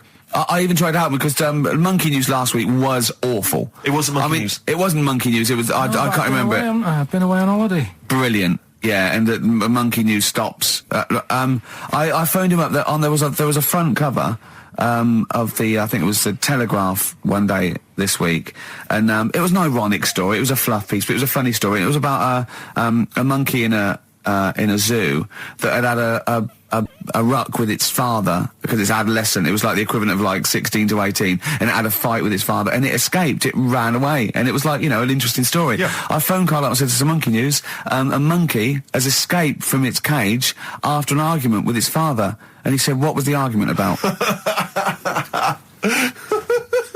I mean, he thinks like Homer Simpson. Yeah. What was the argument about? Like the zookeepers are going, oh no, he's brought up his untidy room again. The father, oh look, he's caught him smoking again. I mean, what do you mean, what was the argument about? They have fights. They have fights and then it ran away. His dad wanted him to go to college, but he just wants to quit and get a job. Yeah, and he fancied a monkey in the other cage. And the father was saying, she's not good enough for you. No. Oh. So what we've got was some it Monkey about? News today? Yeah, I got a little bit of Monkey News. You got a little bit of Monkey News, right? You've redeemed yourself then this week. We've got some stuff there and that. What else has been going on? What are we going to talk about now? Sort of head's gone now. Your head's we've got gone. Monkey News. Yeah. And, Why is your brain? Why is it? It seems like since we've come back on air, you have become dimmer. I mean, it is extraordinary. It's like BSC has kicked in. Or and did you really we just are. forget? We just forgot. Maybe what- it's been a long time. We've forgotten just how stupid he is. Yeah. It's proper. Do you mean it's the silences? He Yeah. forgets we're on the radio. There's just I know, dead air. it's unbelievable, and it's our name on this. know. They put up but as I said before, he is no offence, he's not a bright lad or educated or anything like that. Yeah, but some things he says does border on the retarded. Oh, yeah, I okay, get- I don't know. I've been trying to take in too much information though. That's the problem recently. Well, I said to you last week, I've been like reading more books and what have you, and trying to take in too much. But the problem is, like even watching telly and that now, Suzanne said to me, stop doing that. Stop watching telly late at night and going to bed, because it's making your brain too active. And I'm sort of Heaven forbid. And I'm trying to get to sleep and I can't. And then when I wake up, she had a go at me the other day, right?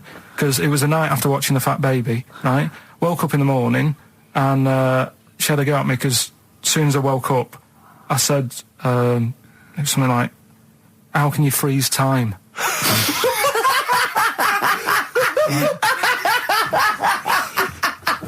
And she says, "Are you going to say good morning or whatever?" I'm gonna burst! Just imagine it, right? It's like the sun comes up through the window. Oh, she's right. Carl's like that, his little head. His eyes open, he goes, One of those floppy night hats. "How can you freeze time?" Oh, God. But it's because, like, whatever, the night before I might have heard that on the news or whatever, and it's just been sort of whizzing around my head. Sure. And, it was a big debate. I think have they found a way of doing it or something? What are you talking about? They've done something about freezing time and all that. See, this isn't information. This is nothing. That is nothing, that. They've done something about freezing time. Imagine Jeremy Paxman coming on, going, "Right, the issues tonight said something about freezing time." It's you think before you talk. No, but I don't worry about how to do it. I just think about what effects that will Oh, have. they haven't asked you to get involved. Well, this is what I'm Phew, saying, though. You phew. can't explain it. It's a tough thing, isn't it? But what's the point of me worrying It's not about a that? question. Do you know what he said to me the other day? This is unbelievable. This is one of the most stupid, incredible things I've ever heard. He was talking, and he suddenly stopped, and he was thinking about it, and he went, oh, I went, what? He went, you'd never see a black ghost. Extraordinary. True though, isn't it? I've never seen a ghost, full stop. There are no ghosts. There aren't ghosts. No, but I mean when you just see them in, like, magazines and that.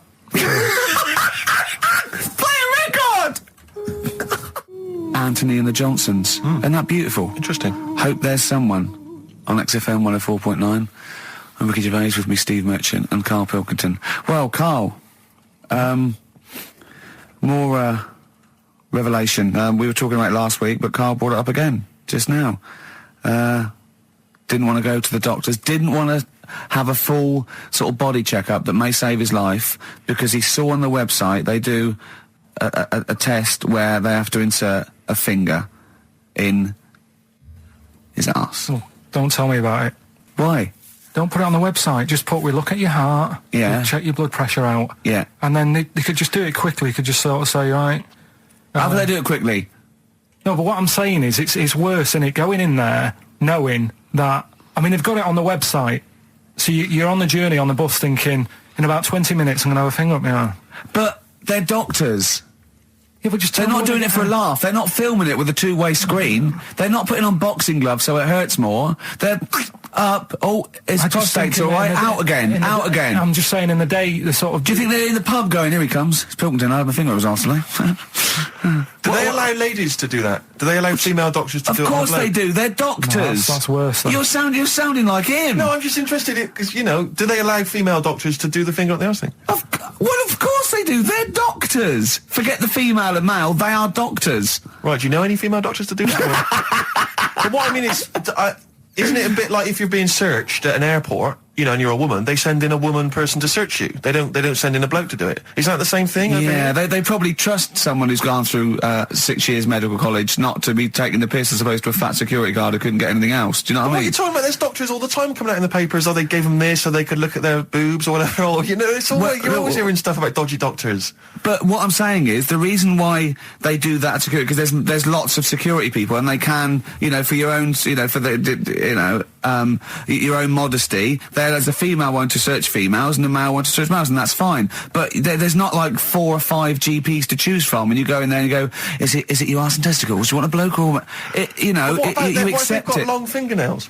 They don't have long fingers. What do you think this female GP looks like? She's sitting behind the desk like Cruella de Vil with cleavage and long red false nails, going, "Hello, love, bend over. This may hurt a little bit." There's gloves and Vaseline. I mean, I don't believe there's 2 of you now in the room, Karl. They're doctors. They have to. What would you rather do than put the hand down your throat and round your alimentary canal to feel your arse? It's a quicker way in. You seem to know a lot about these doctors who stick fingers up people's asses. You're a very well-informed gentleman about this sort of thing. Well, say if they did find something, yeah, would you then have to get like a second opinion, so someone else's finger? Well, no. They test it to see if there's anything suspicious. That it's usually a swollen prostate, which can be anything. So you know, they catch it early, and that's it. They feel up there. But if you want a second opinion, then the same doctor will just stick a thumb up and have a feel around then. Yeah. So it always works in the same way. Yeah. Well, if there's a doctor who can, I don't know, put me at ease. I mean, surely there's another way around it. I don't believe that. I mean, what is this? 60 million people or something in the world, isn't there? 60 billion or something? Wow. 6 billion, something? Yes, you got it. Right. You hit it. Well done. That's good work. Right, so yeah, there's 6 billion, did I say? Yeah, what's 6 billion then? Loads, isn't it? Yeah, but... So if you want a doctor to phone up to assure you that the finger at the bum thing's not painful and that it's necessary, and Just that it's not just someone trying to get kicked. Just that it's not an easy way round. All right, what's the phone number here? It's, changed, haven't they? Oh, You're the producer! Hang on, here it is. 0871 222 1049, and I think you select option 1. It tells you anyway what to do. Please, if you're a GP, or you've, you know, even if you've completed medical, I mean, we want a qualified doctor, really. Anything else is not good enough for Karl Pilkington. We'd love to, you can ask him all the other questions, because, you know, Karl, as I said last week, he doesn't feel his own testicles because he doesn't like the feel.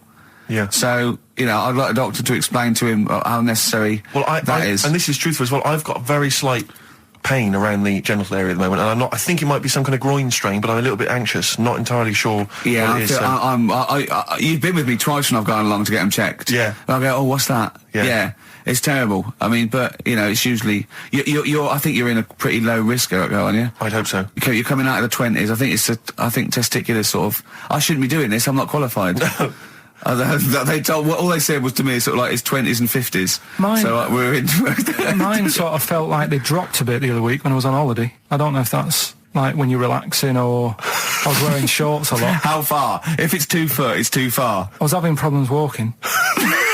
What do you mean? Why? No, it was just a bit I had shorts on all day. I'm happy and walking about on the beach and what have you. And then at the night when I put some long trousers on, I was sort of walking like a ricket. They probably like stretch a little bit. Sometimes, I told you when I was about 18, I was scared. I went to the doctor. I felt a pain, right?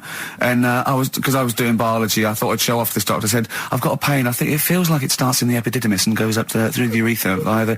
And he went, finger up the arse. He said, your jeans are too tight. They're squashing your balls. So we want a doctor like that. So what's the phone number again? It's 0871 222 1049. A qualified What do you mean your balls dropped, though? We've got to come back to this. I don't know, they just felt like... it's not too bad at the moment. I was all right on the way in, but... I feel twinges all the time, but you never know whether it's just because they're... No, but they felt like they weren't my own. Do you know what I mean? They sort of felt a bit like these are... There wasn't a bloke standing really close to you, was there? No, you didn't get them mixed up, did you, on the way back? On the flight back? Someone else has got... Well, take a leaf out of nudist books. They just walk around, they've got nothing on it. About nudists. Why? Well, let's play this ad break and that. And have you had another encounter? If we've got time, I'll tell you about it. Have you really? XFM. Right, we've got who's that on the line? It's Rob. Rob, and are you a doctor? I'm a final year medical student. I'll be a doctor in 2 months, touch wood. That's close enough, isn't it? Yeah. Excellent. So, where do you study? Do you want to give more details, or do you want to remain anonymous as you're calling in to I study at Barts Hospital. All right, great. So, why do GPs sometimes put their finger up a man's anus? To see what's there. You know, if you've got hemorrhoids, if you've got an enlarged prostate, you know, it's either that or they stick up a big tube and have a look up with a light. What? And it's easier to do that. Now, are you dumbing this down for us, or are you going to fail your medical exams by saying stick up a big tube with a light? I'm dumbing it down. Okay, come on then. We're all intelligent people here, and Carl. So you tell us what's that called? It's called a sigmoidoscope. Right. Nice. That was a clever test, wasn't it, Rick? 12 inch long. Yeah. 12-inch long tube that they can put up there. So, Carl, would you prefer that or a finger? Well, so do they sort of do the finger first, and then, I mean, at what point do they say, hang on, we need a light here? I mean... It's normally if there's something wrong. But, so if I go then, say if I go to this well-man clinic, right, and they go, yeah, the art's good and that, yeah, finger, there you go, and then they go, hang on, I'm going to go and get me light and tube. I could start worrying then because they've sort of found something. And they're not likely to go straight in with the tube. They'll probably send you off some tests first. But Carl, there's nothing. But you go to these places to put your mind at rest and to know where you are with your health. I mean, it's not that you go along. That's what most people worry about. They think that because I'll go along and they'll find something. Well, one, that's illogical. It doesn't heighten the fact they'll find something because you go along. And two, if they do find something, it's a good job you went along. I mean, I'm a hypocrite because I don't go to the doctor, but I've had that Carl, done. You should be concerned if when they shine the little light in your ear, it comes out the other side of your ear. No, the other ear comes right out the other side. That's when you should be worried. But Rob, right, you said then, if they find something, they send me off for some tests. Why can't I just have the test without that and cut out the middleman? Do you know what I mean? Because you're wasting lots of money. There's hundreds of tests they could do, and they could do every test, and they could all come back with nothing. Or they could do the finger up there and send you for the 3 tests you need to find out what's wrong with you. But in this day and age, with all the technology and that, and like brainy doctors and all that, the only way to find out is sticking a finger up there. What are you worried about, Carl? Is it fundamentally that this doctor who's has done 6 years medical training. Yeah, Is it embarrassing to have a man's finger up your ass? I just don't understand how you can get round to that without... But what don't you like? Is it fundamentally you don't like anything up your ass, or is it the fact that it's a man's finger up there? I don't like going to the doctors. It makes me nervous, because I think if anyone searches you long enough, they're going to find a fault with you, right? And especially if they're going that far into you. They're going to find something. And... Probably not. Well, you know, I just don't... I don't know how to get round to that sort of... that point where you get a... What do you talk to the doctor about? He's like, all right, nice day. Strap your trousers. He goes, he says, I'm gonna just, Most people just shut up and let you do it, and then breathe a sigh of relief when you say there's nothing there. Yeah. But is that at the end of the test, or is that the first thing he does? It's the last thing. So that trousers up out the door. Because he knows it ends conversation. He knows it's a bit of a faux pas. The doctor says, "Oh, I better not kick off with the finger up the arse." What I do is I'll start on with the the head, and then we're down and go. Oh, one final thing, Mr. Pilkington. So Rob, he drops his keys and he goes, "Pick them up." And as you bend over, will you be doing this, Rob? Is this what you're like open to do? You do all these. I'll have to do it at some point. All doctors do it at some point, no matter what they specialise in. So the first one, is he another doctor there to sort of make sure you're doing it right? Not dentists.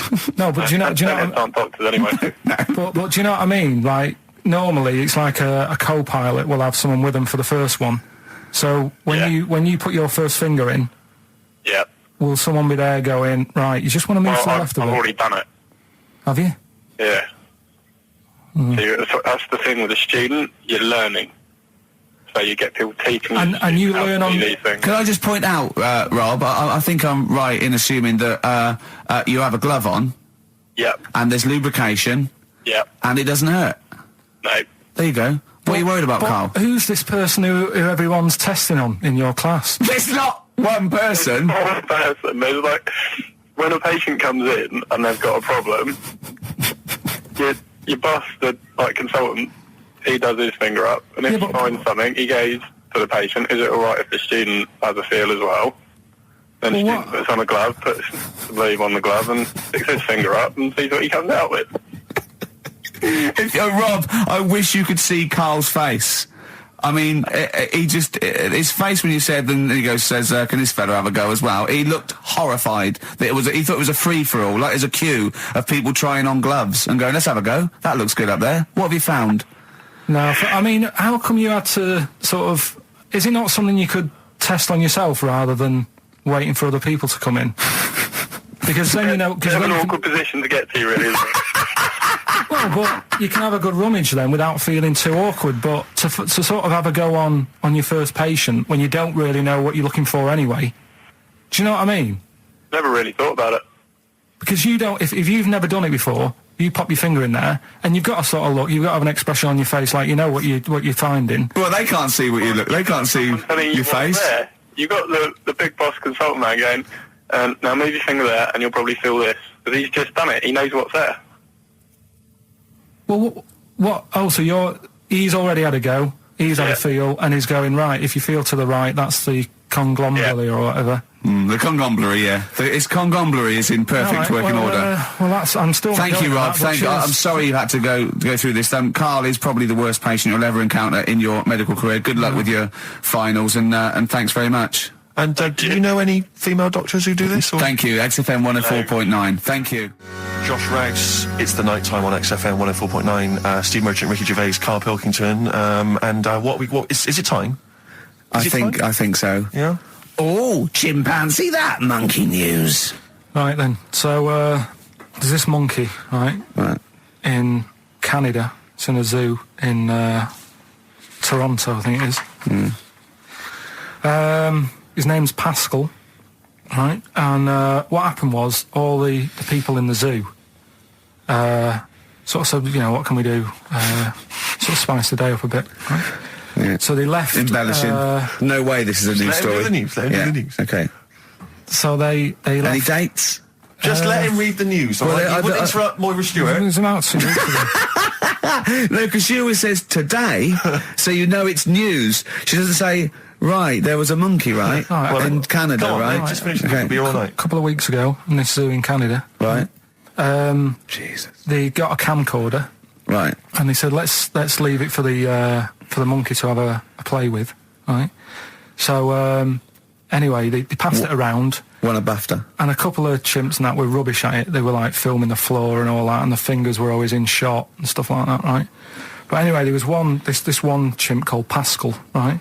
Who, annoys me that he calls them monkeys, though. They're not monkeys, they're apes. He was a dab hand at it, right? He was like, filming stuff, really good shots, you know, sort of nice nude and that. He used the lighting properly and all the rest of it. No, he didn't. This is the news. What are you talking about? This is the news.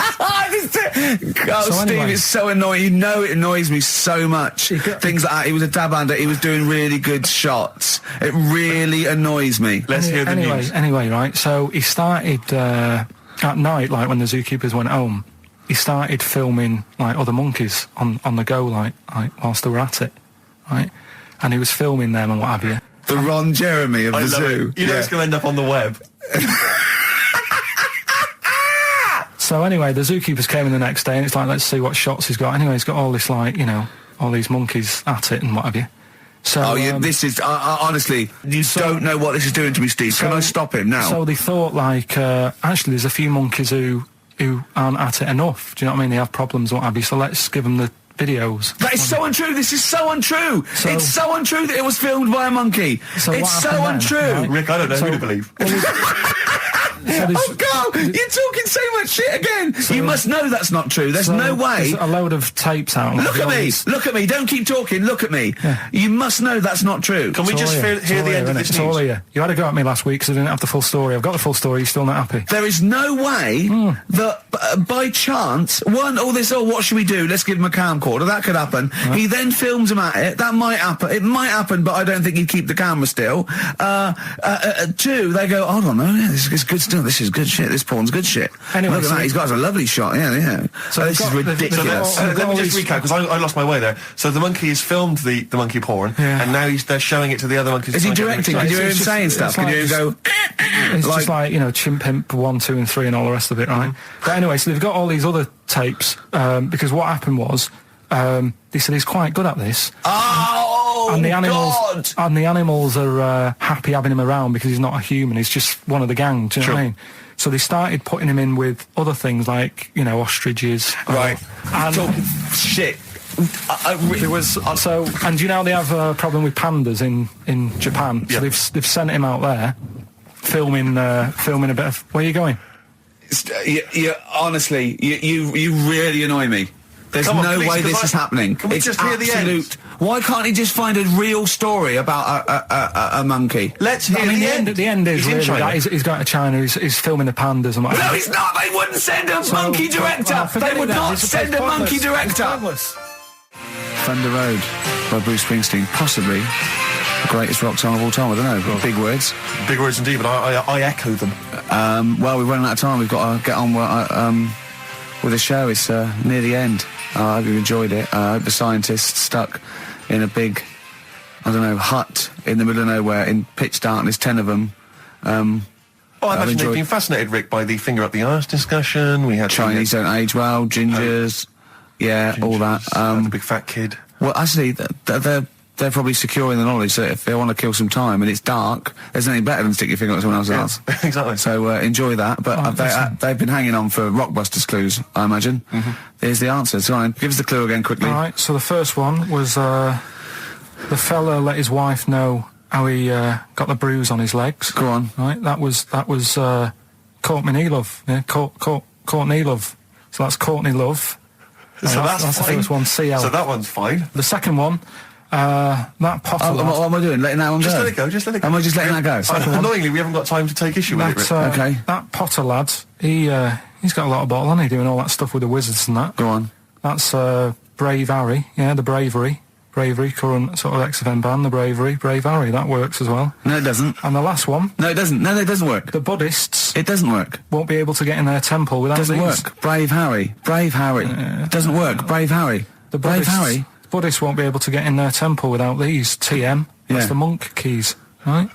So who got all them? The monk keys. Who got all them? Right? Which band are called the Monk Keys? The Monkeys. Oh, the Monkeys. Yeah, the Monkeys. Right, so who's the winner this week? The winner this week is Gina. Well, we're letting that go, yeah? Gina got them all right. I think her text said she was from Horrorstead. I don't know, I've never heard of that place, but I assume that's right. But Gina, you win that selection. I can't believe she got them. I cannot believe she got them. But she wins those and also goes into the prize draw. We'll have 6 people competing for that original Matt Groening thing. If you go to rickygervais.com, you can see Matt actually doing that. We've got a signed Nigel Tufnell and original drawing of us as Flanimals. That's what I see, xfm.co.uk/Ricky, if you want to have a look at the picture. And well, that's it. It's 3 o'clock. I'm Ricky Gervais with me, Steve Merchant and Karl Pilkington. More drivel next time. A shaven monkey. Right.